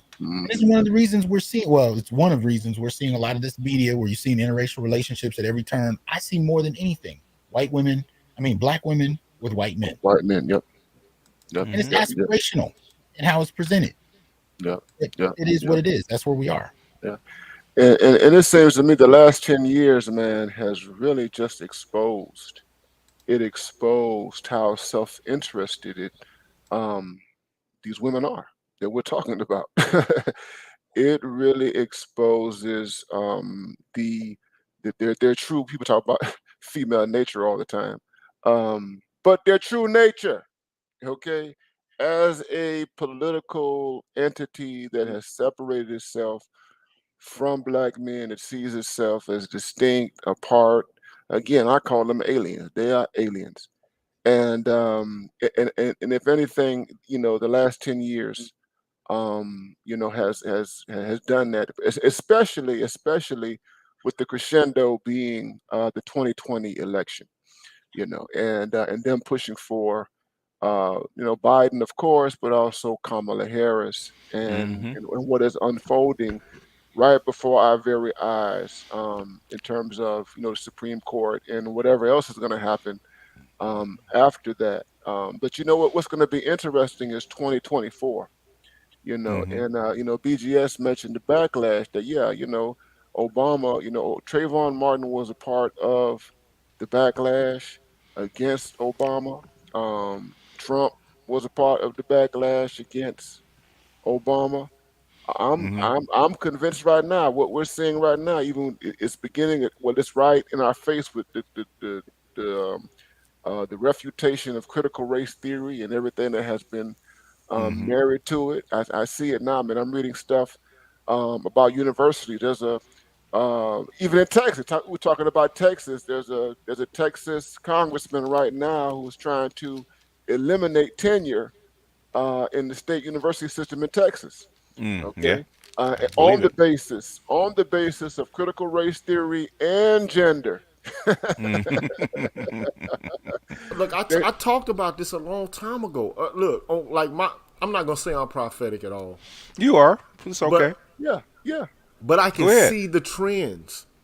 Look, and it's like the Harper's Magazine story when they came out and talked about intolerance happening on the left. Okay, when you and what these people are doing, and primarily it's these intersectional weirdos, man, who are doing this.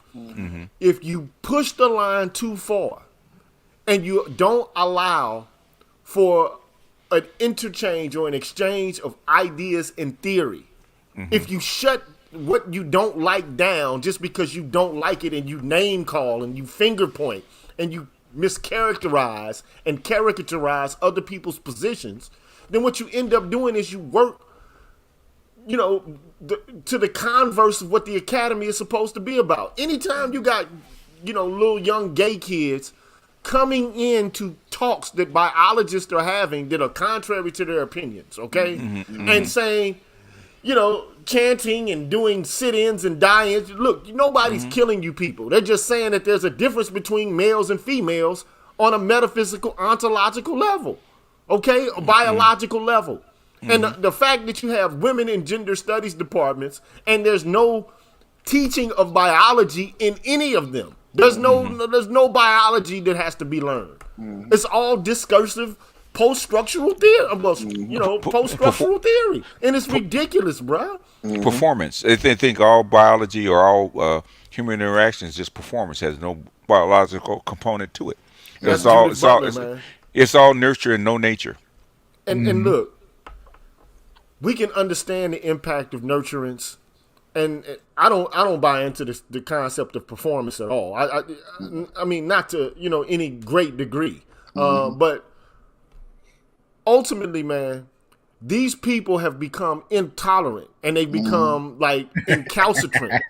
And don't do it, Doc. Don't do it. They're screwing it up for people who are really, doing serious study, man.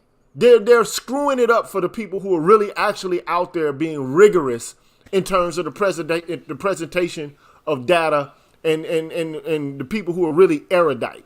These people, they won't stop. They're like fanatics. It's religious fanatics, man. And they can't prove anything other than through standpoint epistemology. This is ridiculous, bro. At some point, it was going to be called into question. Okay, yeah, it's a big lie, by Goebbels, right? Say it long enough, loud enough, people start believing it. But here's the deal. When you mess it up for everybody else, now you've made a mockery of African American studies. Yep. You've made a mockery of it because you basically had a group of assimilationists and these post-structural theorists who've come in and they basically said race is not real, which it really isn't. But I mean, but now you've taken the step, sex is not real. Like, I mean, how far are you guys willing to go in the presentation of data and theory? Is life real? Well, come on. That's what BGS, I'm saying. Does a tree make a sound if it falls in the woods and nobody's there to observe it? Exactly. That's where they're headed, right? That's where they're headed. What the sociological impact is, even if race and gender are social constructs, there is a real world impact. Right, and that's the piece that people want to tap dance around. But let's get to the core of why they're doing it. This is a coup, especially in the Black community. This is a political coup that's been going on, and intersectionality was just the useful mechanism by which they can put forth this argument. It's the ideology they used to write it in. They didn't really anticipate white folk appropriating it. As you see, in the last 5 years, there's been a number of feminists that have been quite frustrated. Kimberly Crenshaw herself, with how white women have appropriated the idea. But at the end of the day, they had planned to use that idea to ride into a position of superiority. And the idea itself excludes heterosexual Black men from any great amount of participation. So even in 1988, 89, when the concept comes out, it's already embedded with the idea that Black men are not a part of this. They don't suffer to the extent we suffer. They're not the same. And so that idea gets picked up. It evolves over a couple generations of students who go out into the world. And now all of a sudden you get this huge gulf that we're seeing now. And as Black men are responding to it, now all of a sudden everybody's shocked. Or it's misogyny. I'm about to start calling myself whatever these people say I am. I'm going to start calling myself a misogynist now. So, and a patriarchist or whatever else, or toxic. Because you already think that about us anyway. And the funny thing is, that, look, whatever you say, the first thing that they're going to say is you hate women. Exactly. I mean, like if you like, they've been involved in critique of Black men for over 60 years, bro. With the endorsement of white academicians and social theorists or whatever the case may be. Okay, they've been doing this for the past 60 years. And it's had a very deleterious effect on the lives of Black men. It's oppression, actually. And they think that we're going to remain hermeneutically challenged. See, there's something in philosophy called epistemic justice, right? And epistemic justice has to deal with knowledge production and who has access to it and who doesn't. Who can interpret reality and who can't, and who can't even begin to rectify issues that are oppressive to them because they don't have the conceptual toolkit.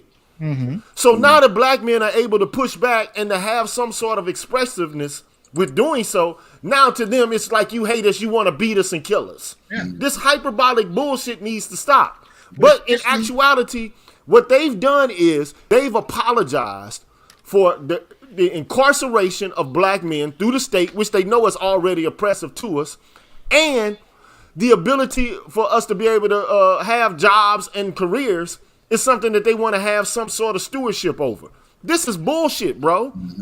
At the end of the day, you want us to get locked up and you want us to have our money cut off.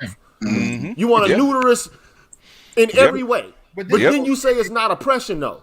But you want to talk about what we doing. It goes hand in hand with a socio-political solipsism that we've seen black women have for the last several decades. And it's only reached a greater crescendo. But I want to ask Dr. Neal to talk about something Gigi just said a moment ago about when you get accused of hating black women because you're putting forth a critique. I just want to know, Dr. Neal, can you speak on that? Yes. Yeah, man. And I have to agree with Gigi. I've become numb to it, man. I'm numb now because that's all I get.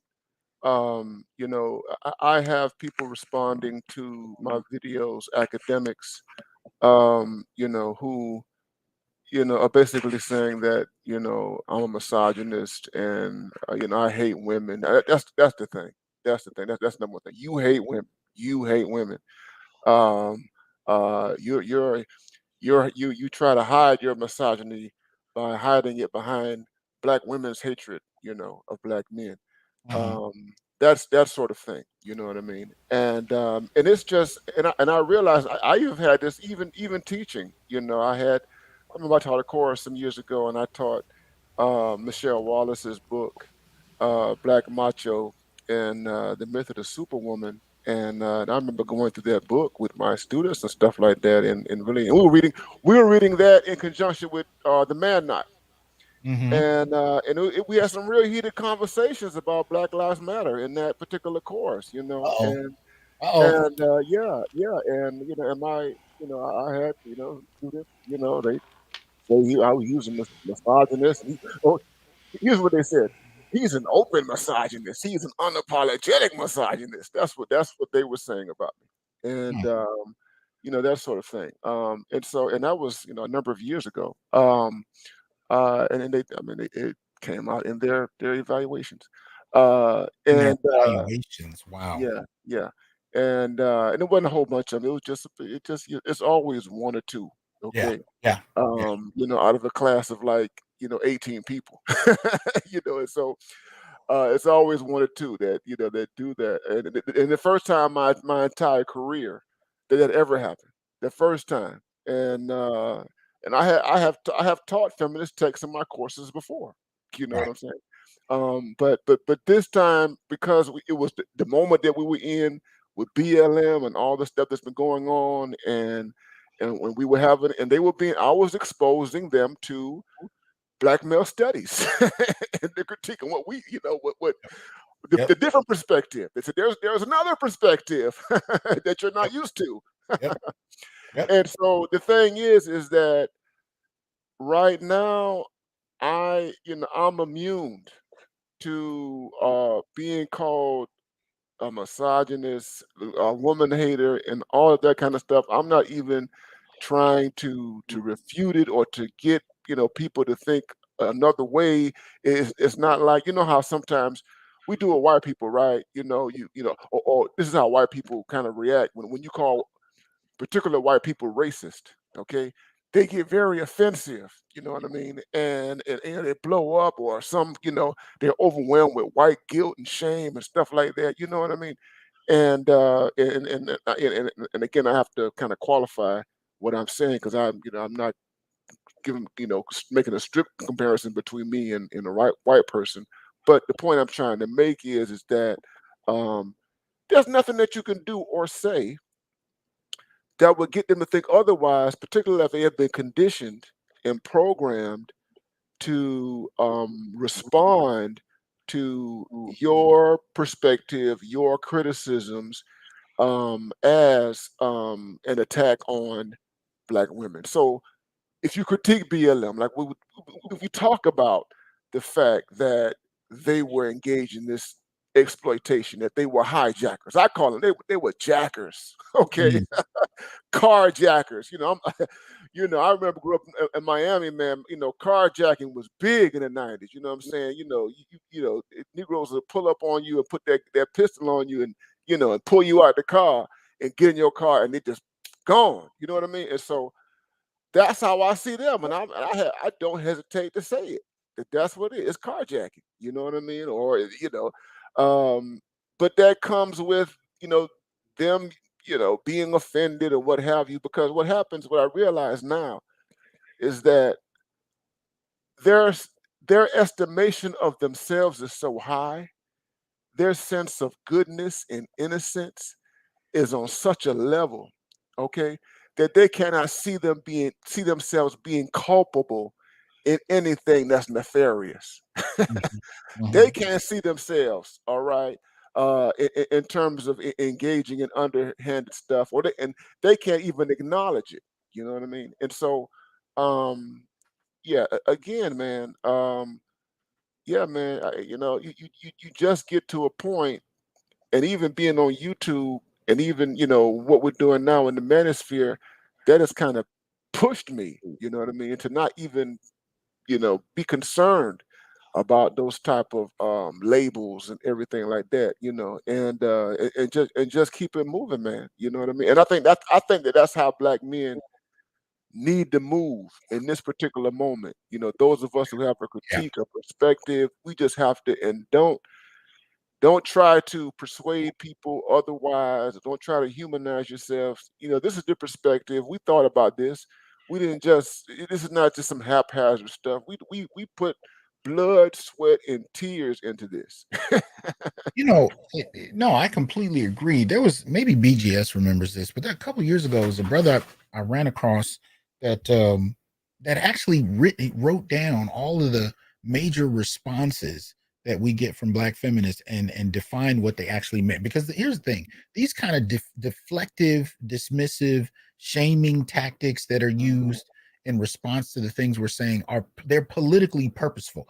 I don't want people to underestimate them and just suggest that they're, it's just shit talking. No, they actually have a very distinct political purpose. Like even calling someone a misogynist, it's one thing if you're talking about somebody who's, mistreating women in his household, whatever. But if you're talking about men who are using, and not even men, if you're talking about people who are using data to advocate for men and boys by pointing out the mistreatment, and they're being called misogynists, what that does in the mainstream is it dismisses your contributions to any larger discussion. So now we don't have to say, well, who is this green gorilla on YouTube that's dropping this information? No, we don't have to say it, because in pop media, well, he's a misogynist. So therefore, bringing him up is already out of line, even though he may have dropped something, and likely did, because that's the way GG works.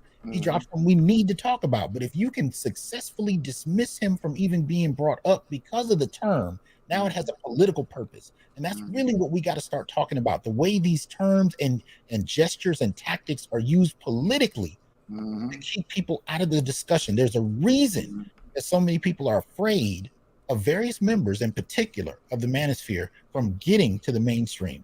A lot of people are frustrated that Kevin is the one that's in the mainstream, but if other people get into the mainstream, it's a whole different kind of fire that might get lit, and people are afraid of that. There's a lot of pushback. I mean, I know, earlier in the comment section, we saw Dr. Thunder in here, and he talked about that in terms of some of the articles that came out with his name in it, right? Dismissing him before he could even have a statement about what was going on.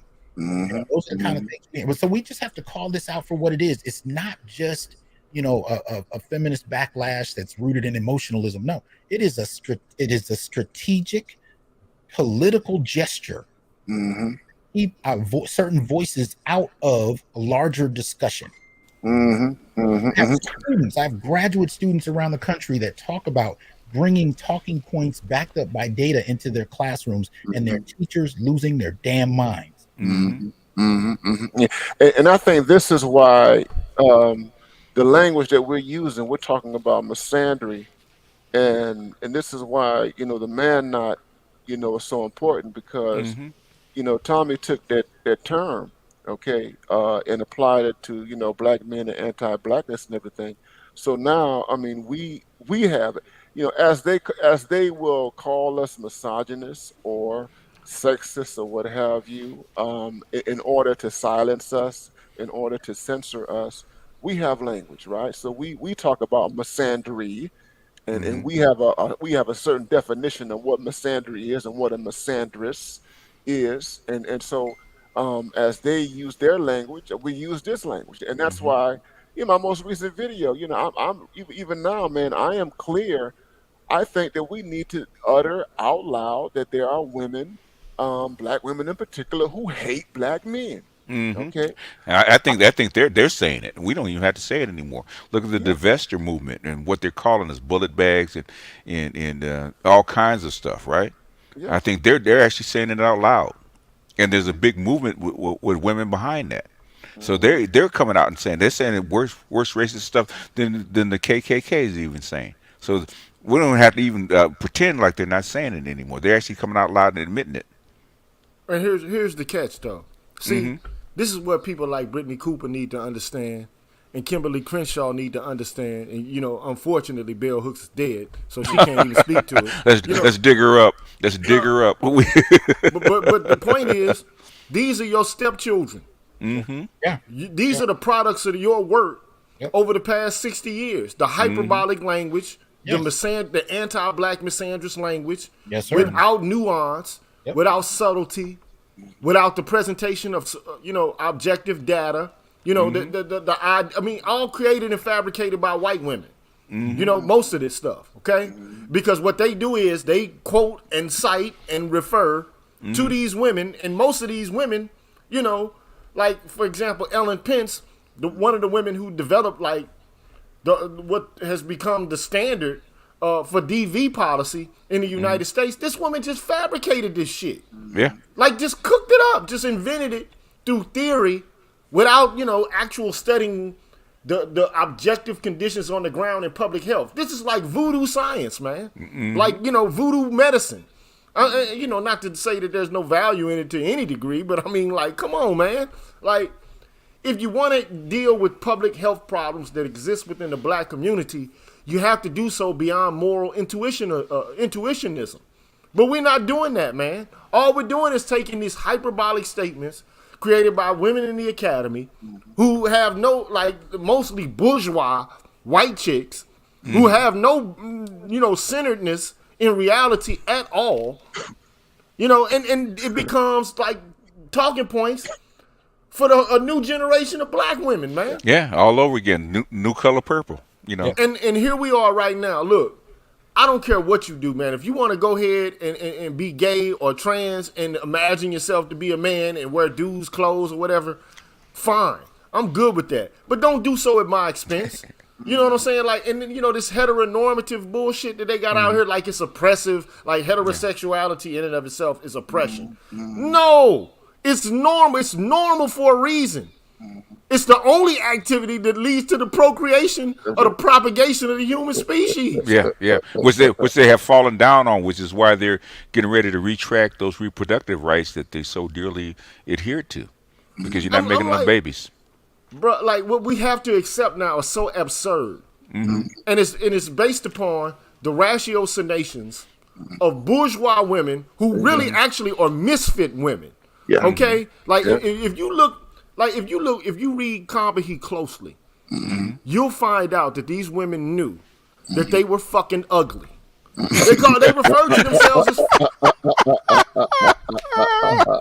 No, seriously, man. This like, even though it's said in jest, and I'm hyperbolic sometimes. I in the hear way you. that I present Yeah, it. But you're right. you're spitting facts though. You're spitting They facts. Go ahead. presented themselves like we're fugly women, and they referred to themselves as such in the collective, right? They knew that in terms of their relationship with men, that they couldn't use their sexual allure in order to gain advantages for themselves. So No, they that's took a me. different route, bro, in order to gain advantages for themselves. These misfit, fugly women or who are man haters, who aren't able to, you know, engage in manipulation and extortion. Bell hooks. I mean, now they found a niche for themselves, and the niche, it comes at the expense of black men being able to function, flourish, and thrive. And then when black men have the audacity to push back against the narratives that they're you know, being typecast by, then it becomes hateful. Now they're scared, and then they get to, you know, engage in this fainting couch bullshit, which I fucking deplore. I'm tired of seeing women do this shit. I'm just tired of it, bro. I'm sick of it, man. Because they act like they don't have. They act like they're children, and they don't have agency, and they act like they don't do things that are evil themselves. And that's a problem for me. And like, they're passive actors on the world stage in each and every way. And they're not the only. You ain't the only person on this planet, man, that has pain and that has struggle and that has to deal with, you know, like, things that are not fair. But to center themselves to the expense of everybody else, man, is ridiculous, bro. You know what I'm saying? We could talk about black women and black men without having to perceive it as a zero-sum game. This ain't the Super Bowl, bro. Yeah, I mean, how many bodies out of the Tallahatchie were female? Yeah. And then they try to tone police us. I'm scared. Oh, I just hope I hope you don't inspire a new generation of, you know, Ike Turners and Misters. hey, Gigi, I just want one thing, man. No matter what they do not make Avery transgender. Please don't do that. Don't what? Don't make shit Avery transgender. Oh, hell. I said, please. I would have to move out of the country if they do that kind of crap, man. I said, I'm done. I just throw my hands. But here's the thing, man. Like, you know, gender. I argued this at a conference on race a long time ago.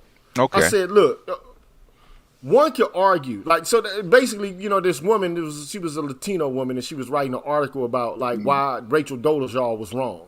You know, like, you can't do transracialism, but you can do transgenderism, but you can't do transracialism. I thought that was rather clever by her by saying about being transracial. I thought that was rather clever. But I mean, they opened up the door for this. They did. They did. But they act as if they didn't open up the door for this. Now you don't want people to co-opt racial, you know, structures and you know, narratives and performances, because, you know, like, you can't choose what race you were born to, but you can't choose what sex you're born to, but you can't just cross the gender boundary because you say so. I mean, this is absolutely absurd. And one thing, look, I'm not saying that people who are transgender can't live the way they want to. You can do whatever you want to do. Okay, if you decide that you want to be a woman, more power to you, but just don't come to me with that shit. I don't want a woman with a 9-inch penis. The expectation that everybody else will actually indulge in your fantasy. That's the problem that I'm having. Which is ridiculous, man. Like, look, I don't want to have a wife that used to be a man. I don't, or a girlfriend, or like, you know, somebody with benefits. I don't want that. But they don't want it either. See, look, a gay person who is strictly gay, they don't want to have heterosexual sex. So why would you force this on us? Like, but they want to tone police us and tell us, well, it's not what you're saying, it's how you're saying it, and I feel this way, and you hate. No, we don't hate. We just have a converse view, and by God damn it, we have the right to express it. It's just that simple. And the manosphere, see, you notice, they didn't come after Dr. Johnson, they didn't come after Dr. Neal. They didn't come for Gigi to ask us questions and to talk and to converse. They didn't come. They went to Dr. Thunder. I don't know, you know, like why they picked him to go to. They just mentioned him. They didn't go to him. Yeah. But if you actually have a sit down with us and you start talking about the Moynihan Report, the Kerner Commission, you start to see. I done study more feminism than most of these women. Yeah. Right. You understand? I know their work better than most of them do. So if they start having conversations with us and talking about that, and then every idea within the framework of any discipline has progenitors. Like they're different views, and it all goes down to philosophy in the end, especially if you're talking about the humanities. Y'all not ready for this language. Y'all not ready for this conversation. Even the academicians are not ready for the conversation. No, they're not. They're not. I'm talking about like the people who do AFAM and like intersectional AFAM and all this stuff. These people they don't know shit for real. I'm just being honest, man. I'm not saying all of them don't, but they don't read as profusely as they should, and they don't know the ideologies that underpin the ways of thinking that they have.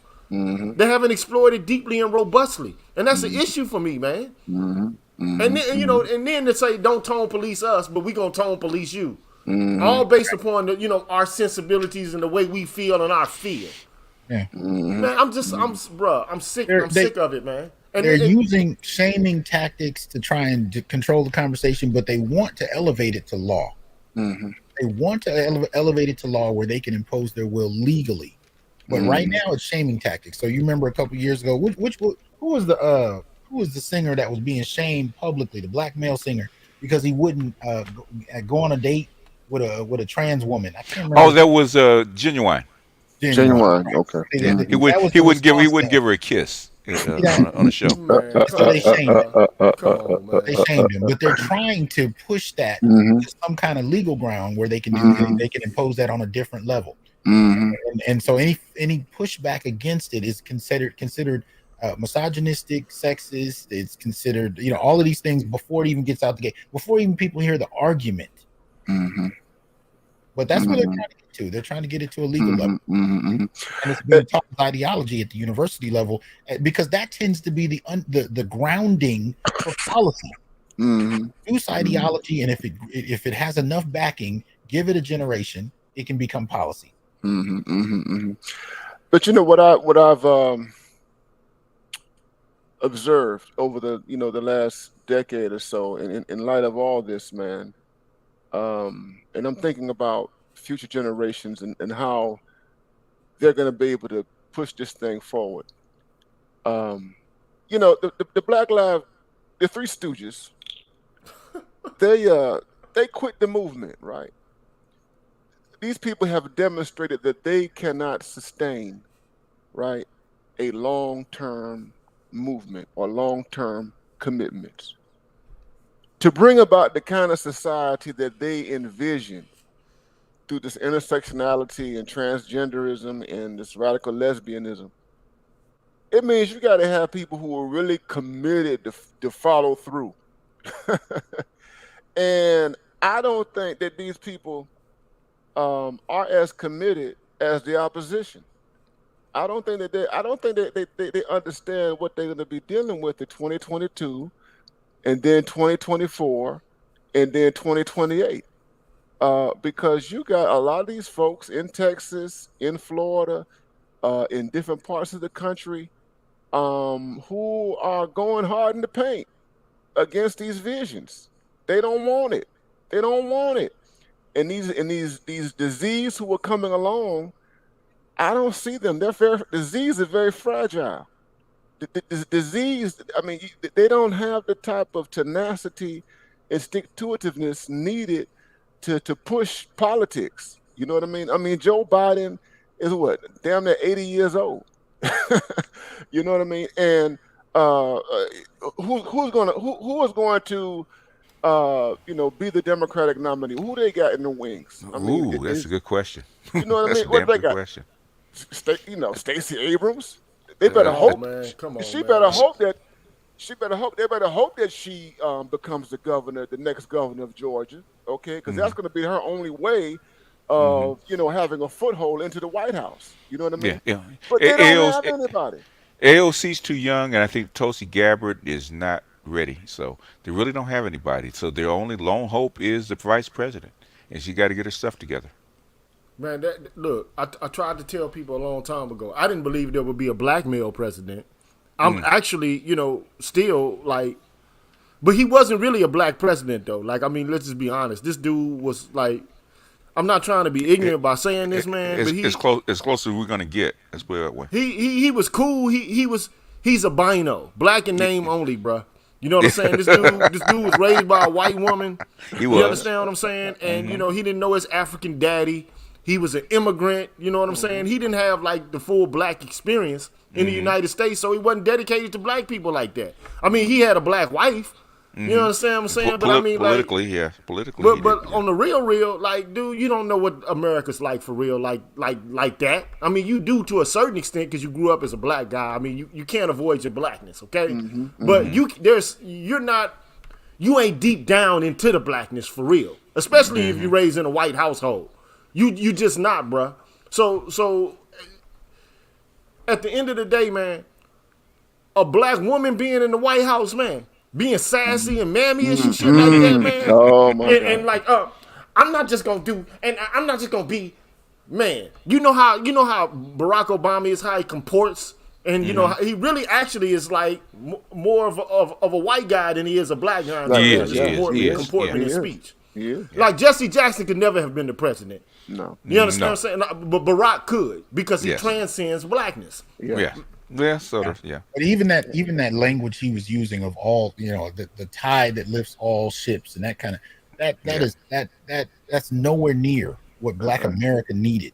Black America needed specificity in regard to a policy at an executive level, and we got, you know, kind of, because, and here's the evidence of that, right? The first female feminist president or the first LGBT president. You tell me which of those is gonna screw over their primary demographic in lieu of some general American idea. I'll tell you right now, if Hillary got in office, she would have been unapologetically for the foregrounding of women.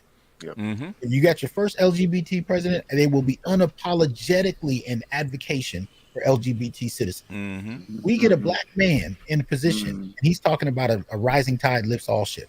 Neoliberal talking points, yeah. So think about this as we're 2 hours in. We've got 169 people watching. Y'all be sure to share. And like, subscribe. And subscribe. New people coming in. I know I put the link in for you guys. If you're not subscribed to Dr. Neil, I insist you support your PhDs in this space, right? Like, share, subscribe, and financially support them. They're underpaid as it is, okay? And some of y'all, you know, like I've been hearing, like, you know, it's some smoke for the PhDs in the space, like for going back a year. I'm like, bruh, where the fuck do you think we from, bruh? Yeah. Like, I mean, you act like we can't, like we grew up in Bel Air and shit. You know what I'm saying? Like we Carlton or something, man. What I'm saying like, is, this confuses me, bro. I'm lost on this, man. Well, you guys have open panels. You'll have open links. If you have all that smoke, come up and give it. They're here. They're open. They're not hiding. Yeah. If you have a disagreement, they have open links. They'll open up a panel for you. Come on, Gigi. The last time Gigi had the smoke for Gigi, the guy ran off. He sat on like 2 minutes and ran off. Okay, that was the only smoke he had. All we had to do was talk. You understand what I'm saying? Like, I don't look. I think the manosphere is diverse. It should be. Any public, any group of people or demographic are going to be diverse in relation to their ideals, their principles, and the way they think about politics, economics, the whole nine. Okay, that's fine. Okay, but when it gets into stereotyping and caricaturizing and blaming people for the downfall of the black community and all of this shit, when you got brothers actually trying to build it up to any degree that they can, especially black men, you know, look, stop the fuckery, man. Like, look, at the end of the day, man, I do come from an inner city area, but my people are from Port Arthur, Texas, bro. That's that's, you know, my, you know, like genealogical roots. So at the end of the day, man, I didn't grow up, man, with a spoon in my mouth, man. Wait. So you telling me you didn't have a mansion and a yacht growing up? Are you serious? I wish I was Elmer J. Fudd, but I'm not, bro. Wait a minute. No, because if we have doctorates, that means we had to have been born with those things. I mean, I know silver spoon. I know Dr. Neil has a mansion that he grew up in. I mean, tell us about it, Doc. You know. Yeah. We all have that. The Fresh Prince, son. I went to a school with I went to a white high school with white boys who grew up with silver spoons in their mouth. Yeah, I did and too. My mother, basically got tuition, like what they call like certificates and shit for me to be able to attend the Yeah. school there. But Yeah. most of Yeah. my friends, we went to an all black school for like K through 8, and then we all decided to go to this high school together. You know what I'm saying? So when we arrived, we were already friends for years, 8 years or so. So we went there and we saw what wealth really was, man. These people's parents owned diamond stores and car dealerships and shit like this.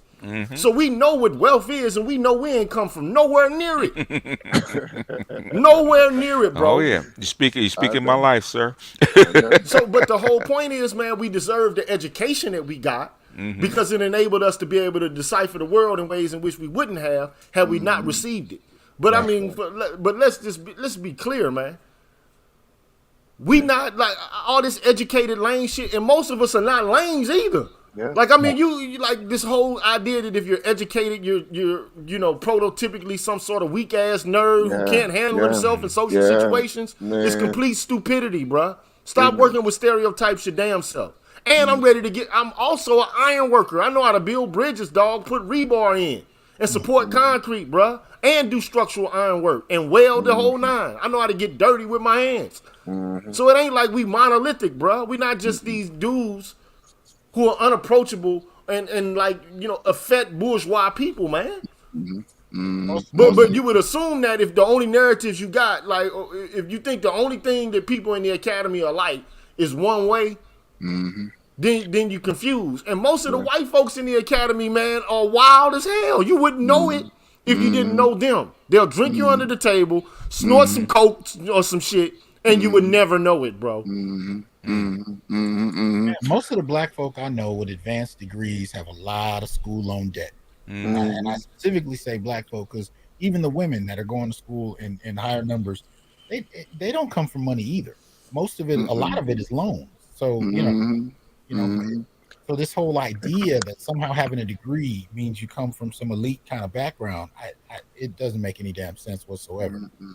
I can't tell you how many police cars I've been thrown over just for walking. There you go. You know, There you go. There you go. Yeah, but Uncle Ruckus is welcome anytime he wants to come through. I mean, it's absurd to me, man. We have this HNIC thing that's going on that has existed for so long. You know what I mean? And you got one Negro who is 50 Cent. You know what I mean? And it's comical to me, man. You know what I mean? And so we just have to, man, shake it off with everything else, man.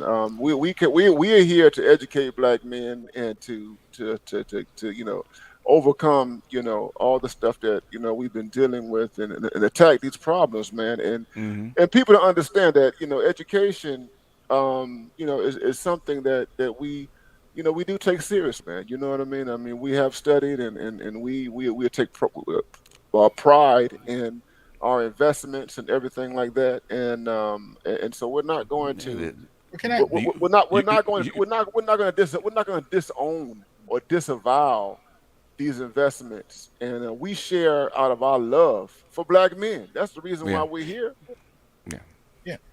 Look, man, I think there's so many possibilities in this space, and that's why I'm here, because at some point my hope is to see this evolve into a number of different things at the same time, one of which I hope will be a form of political mobilization. I really do want to see these ideas go to the next level. I don't want to see them limited to online arguments over and over. And BGS has been clear that the class battles that we see happen every year. They're annual. But my hope is that we can pull away from that and transition into a different zone, because otherwise it just dissolves into individual battles and everything just becomes the OK Corral and stays that way. But this is the first time I have ever seen a collective of black men articulating themselves this boldly about their own experiences, their own history, their own political outlook. I've never seen this happen before, and I want to see it evolve into something structural. And what you guys are doing is, as far as PhDs, is helping us basically bring up a whole new lexicon, like emotional labor for black men, right? Never been done before, right? Gigi actually marrying the social contract to feminism, right? And what what Dr. Curry just did with his last paper, right? That's Jesus actually going through the temple, actually hitting the money changers with the whip. Okay, I said I don't know where that came from, but that was actually Jesus going through the temple with the whip and beating the ass of the money changers. Man, talk about how feminists actually stole civil rights from black men and the racism that was in feminism. I said, what the hell got into him, man? I said, damn, Jesus just got pissed off, turning over tables and basically running them on you dinner thieves and Man, like, damn. Curry's from I think Louisiana. What little small area in Louisiana he from? Lake Charles, Lake Lake oh Lake Charles. Charles, yeah, St. Lake okay, Charles, Lake yeah, Charles. Man, oh look, yeah, Lake Charles, yeah. man, look here, bro. That Working dude ain't class. from like Bel Air either, bro. Look, I'm from a hood where look, you might get knocked down. yeah. Port Like Arthur if ain't you nothing nice. disrespect another man, like I'm from Kossuth and Fair, bro, St. Louis Okay. North Side. Oh yeah, yeah. Look it up on the internet Oh, and, yeah, and, yeah. and perceive it. Like, and Oh, then yeah. I could go to any town, anywhere, bro. Like from Atlanta to Chicago on the west side, And they know about Hamilton, y'all. They know about y'all. or King Drive in Chicago. You know what I'm saying? 87. I can go to L.A. where the quick split is near LAX. And ain't nobody and won't skip a beat nowhere, bro. Right. I'm talking about nowhere. I mean, I can go to any hood, anywhere. Yeah. I don't care if it's Gangster Disciples there, VLs, or Crips or Bloods there. I'm going to be able to fit in and not be perceived as some lame ass dude. Ain't nobody gonna come check me, cause I done already, man. I'm hood tested and approved. Yeah. It just is what it is. At 2 a.m, chilling. It ain't, Yeah. And look, I've been known to smoke a blunt or two, drink a 40 or whatever. You know what I'm saying? Like, it is what it is. Or hit a cigar. It is what it is. You know what I'm saying? Like, I mean, and I'm cool. Like, look, I ain't saying I'm the coolest guy ever, but most of the guys, they got all this educated lane shit, man, dude. You're not as cool as I am, bro. I'm just keeping it 100, bro. You're not as cool as most of us, dude. I'm keeping it 100 with you, man. Like if you got a problem with women and this is why you're here, you know what I'm saying? Like, I'm like Jay-Z on that. I got 99 problems. And I think it's not so much the women. I think it's the programming that's been done by women. That's actually with these guys. Because most of the time, the problem is not women. It's the programming that's been put into them. Man, these guys, man, need to, like all I can say is, bro, we human beings just like you are. We go through the same shit y'all go through. You know what I'm saying? Like, I mean, it's the same thing. We human beings and we black men in America just like you are. Like this this class shit. If you want to bring class shit into the picture, man, first of all, you don't know our situation financially, most of us anyway. You don't really do. You don't know it. But some of y'all bougie as a motherfucker, but claiming that, we bougie. Yeah. And I know, look, I can go to any hood, any fucking way. I can go to a barrio in fucking Puerto Rico and still be good. You know what I'm saying? That's just how I feel. You know what I'm saying? So, because I know how to conduct myself, how not to be arrogant and ignorant. You understand what I'm saying? The very same things that you actually think we are, we're really not. But at the end of the day, man, we got to learn how to get along. And we're not going to always agree. But that's the problem with black men anyway. Conflict resolution, man. How do you deal with it? I think they're afraid of succeeding. I'm hoping that black men won't snatch snatch defeat from the jaws of victory. Okay, because that's what they're trying to do. I think they're afraid of moving forward. They really are, because they can see it in front of them. Okay, this train is going to leave with or without us. Yeah. Yeah. And I think they're afraid to get on. Everybody can't be a star and blow up and get 1 million followers. That's not what the goal is anyway. No. I mean, but I mean, some people are here for the content creation, and this is how they make their money, and gain revenue. Fine, cool, do what you do. But at the same time, man, it's brothers out here, man, that are hemorrhaging. It's brothers in the space, man, that have committed suicide, man, from pressures related to being black men. And you bastardize that shit with fuckery and coonery. You bastardize these men's deaths, man. That's why I always say when I do a show and I call out my roll call, I gotta say Forrest Windu, man. It's like this is real, man. It's real. This is not some imaginary. Yeah. It's real. And we probably saved way more Forrest Windows than we actually lost. Yes, we just do. by being here. Yes, we do. Yes, we do. Yes, we do. I know brothers reach out, and I've had several, even this year, telling me I'm sitting here holding a gun. Mm-hmm. You know, and I'm sitting here, you know, contemplating whether to end my life. And they're reaching out saying that. So, and that's been happening for the last few years. Mm-hmm. And I don't want to speak for all of us, but I'm pretty sure y'all have run into that too. I've had them too. I've had them reach out to me, man. You know, Mm-hmm. emails and everything, man. You know, guys at that breaking point. You know what I mean? And you know, and guys, I know Dr. J got it, man. You know, your video did this to me. I saw this. I was going through this or whatever. Or you said this on Dr. J's Mm-hmm. panel and everything. I heard this. You know, that sort of thing, man. You know, and you would, you know, GG. I mean, I get that all the time, man. You know what I mean? So yes, we are literally saving lives, brother. You know what I mean? And that's a real thing, and that's not something to trivialize or to belittle. We've got 164 people watching. Thank you, Andrew Green, my brother, for that super chat, brother. We appreciate your support. Y'all And, share, y'all get and the likes up, y'all we subscribe if we you're got new. 174 likes, sir. If you're new, please go ahead and Please subscribe, subscribe. Please subscribe. subscribe. Let's get him up over 2,000, y'all. Come on. Yeah. Thank you, great nine for your contribution, man. We appreciate you in the house, all of you all for supporting. You can support with super chat, super sticker, cash app, $ BMI 3000, cash app $ 3000. As we kind of wrap things up, guys, do you all have any thoughts about the future, man? It's we've Yeah, covered yeah. 10 years since Trayvon and everything. What do y'all think about the Oh, future? Where we're going? you know what? Since I'm low ranking, I'll go first. Mhm. Um, Man, stop it. you Stop that shit. guys are my teachers. Well, the thing is that what I'm liking about you guys being here, you're putting pressure on the other academics to actually check these feminists, like Jamila Lemieux, right? You, uh-huh. Other academics actually came forward and actually checked her. They would have never done that before Mhm. without you guys. You guys put so much pressure on them. They have to. Okay? They'd have never done that before. Yeah, academics that would Mhm. actually passed it up and actually not said anything. They actually came out and checked her. Mhm. Mm, mm. Mhm. Normally it Mhm. would be the manuscript, but the thing is, academics came out of the ivory towers and actually checked her. Yeah, yeah, yeah, yeah, I see a yeah. lot of that going on. Torian Walker. I think it's Torian Walker. Torian Torrent, Walker, yeah, Yeah. torrent. Yeah. Okay.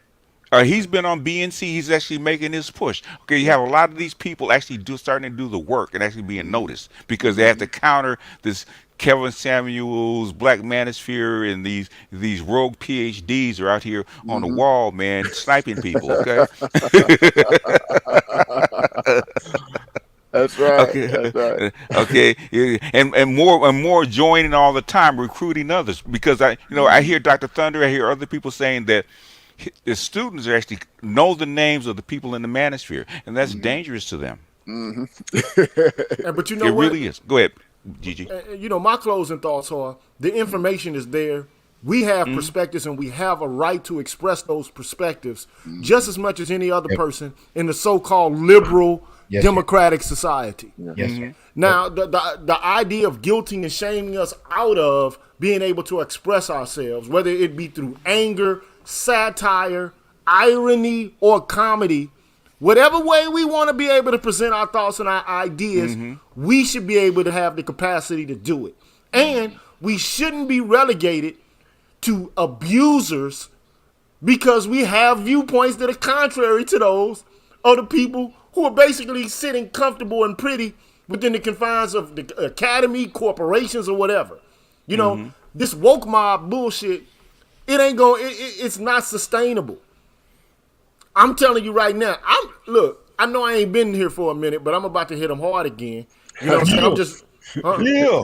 Yeah, That's right. I've been on incognito status Of for a course. little while, so Hey, I've Of been. hey. course. But every now and then I need to escape dealing with the like Yeah, the I hear you. tragic shit that Yeah. happens to us, Oh man. my You need to. God. That's why I Mm, started a music channel. Me Like shit, too. let me do Yeah. something I like to do, Yeah. and I don't Mm-hmm. care if it don't grow or not, because it's Yeah. something I like to do. Okay, you got to do things you enjoy, man. Like you can't be you got to think about this because you have to. Okay, but Yeah. it can't permeate every hour, every minute, every Oh my God. second of your life, or you're gonna end up with that gun talking about, well, Yeah, you will. Yeah. I need, like, well, I'm thinking about ending it or something, man. You got Yeah. to think about something lighthearted every There you now and go. then, man. Yeah. You do. Dig out of that hole. You Yeah. do.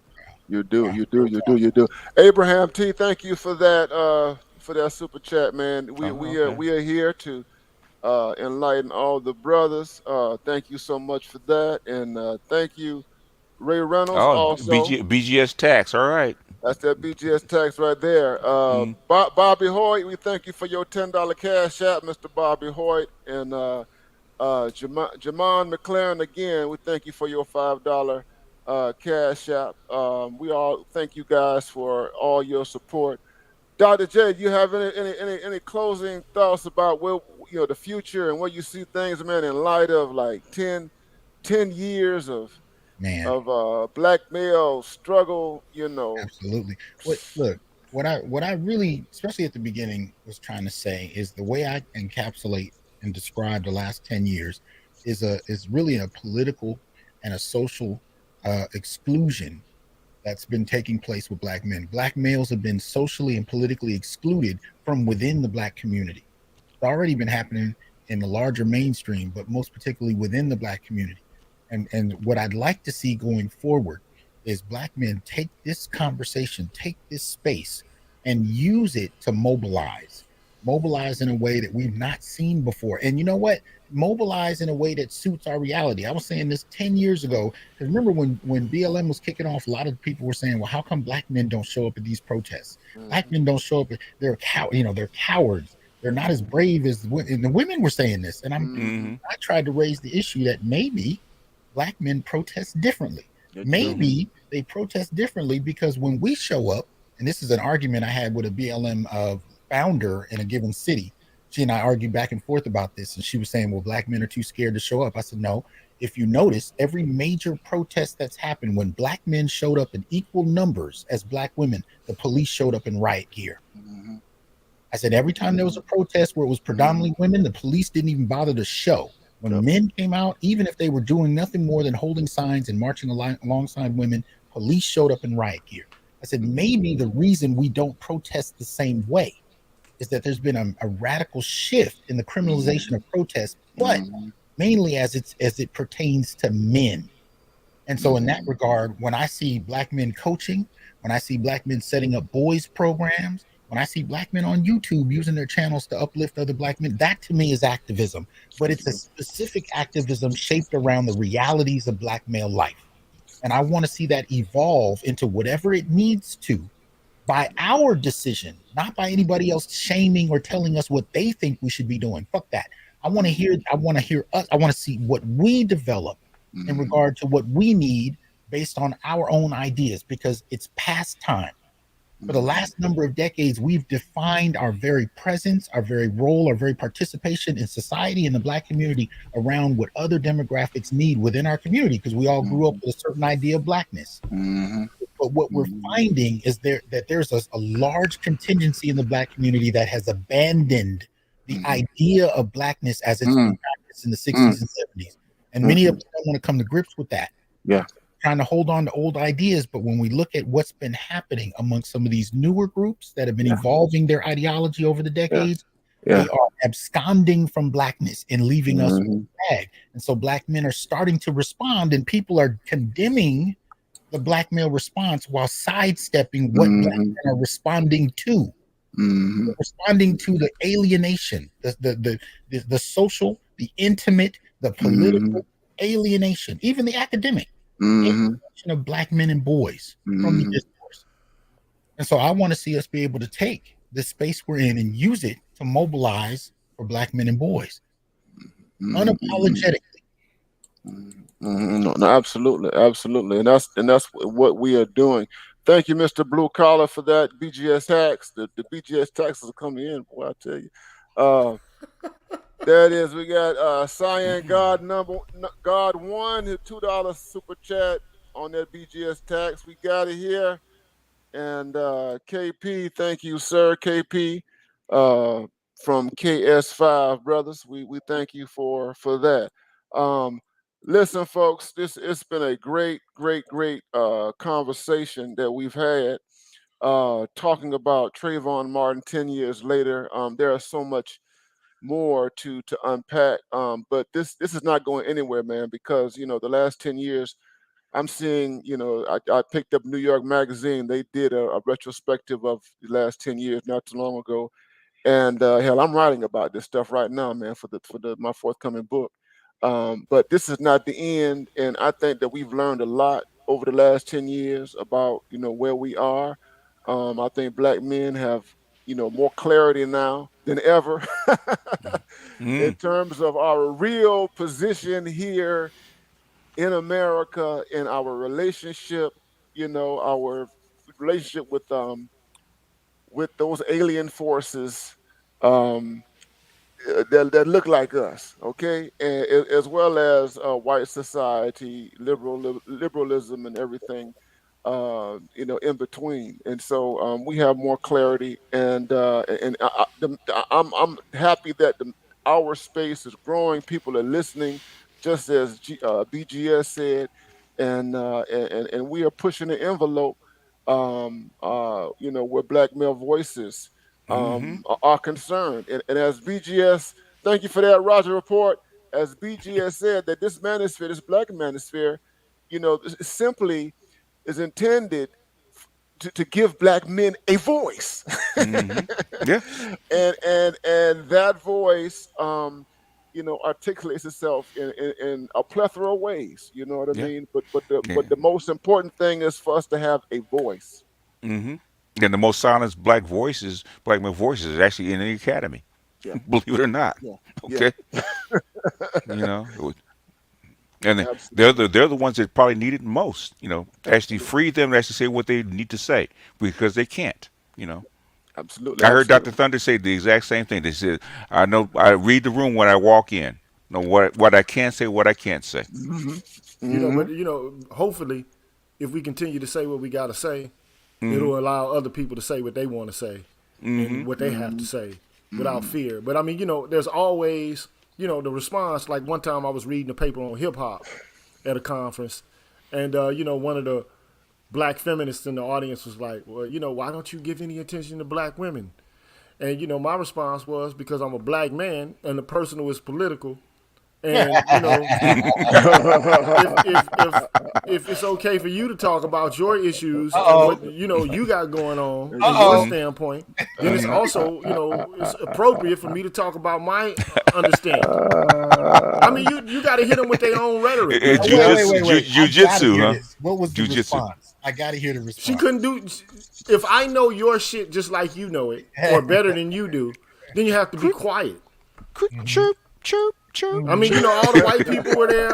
But basically, that's like, well, why you ain't talking about black women? Like, Right. okay, everything, like I know you feel yourself to be invisible while you're like everywhere in the fucking academy, but I know you think you're invisible, but I see you, okay? And look, just because I see you doesn't mean that I have to talk about everything related to you at every moment. You don't have to Mm, like this, and this is a problem that a lot of women have. mm. Whether they be feminists or not, whether they just be Mm-hmm. run of the mill, like everything is not all centered around you and what the fuck you got going on. there you go. Sometimes it's about the men and how they feel or like what their experiences are, you know. And I mean, sometimes it's about the women too. But I mean, for crying out loud, we don't have like major black men asking black women questions like, "Well, what about the black men?" Yeah. Like We at should. their when they're presenting and shit. Like, well, what about black men? Like, Yeah. come on, man. Like the balance in this culture does not exist anymore because Hmm. it's been taken over, run over Hmm. by Hmm. ideology of an intuitionalist and a moralist kind. And that at Hmm. some point, man, that shit needs to take a back seat. We need to get back to reality, man. Hmm. Dr. Hmm. Curry once framed it as the attempt to make attention outweigh death. Yep. And That when he was it. said it, I Mm, fell out of my damn chair. mm, Yep. The That was attempt to it. make attention outweigh death in mm, Hmm. regard to putting black men's issues in the back, to mm, focus on what people feel like we should be talking about, even though the actual repercussions for both groups are incredibly different. mm, mm, mm, mm, mm, mm, mm. And on that note, we thank you guys for being with us. Just got a cash app from Robert Campbell. Thank you, Robert Campbell, for that cash app. You guys tune in for the next stream. Thank you all for sharing with us. I want to thank Dr. Johnson, BGS IBMOR, and Green Gorilla for being a part of this conversation. I couldn't do this without any of them. That's why I invited all of them to be a part of this so that we can talk about this retrospective 10 years later, Trayvon Martin and all that we have seen and, where we're at and where we're going. Thank you, Eager Eyes. I appreciate you guys for being here, and we'll see you next time. I'm signing off. This is the Mad Professor. I like that. I like it. I like it. Yeah, You got to start off your videos with the laugh, okay? He That's does. He it. does. That's it. Oh, they gonna hate that, man. You got to put the 7 Up man on there too, laughing, man. You know the old school 7 Up man used to Yeah, laugh out. man. Yeah. Yeah, man. He was We'll cool. see you. We'll see you all. Take care. All right, Peace, peace. brothers. Peace. Peace.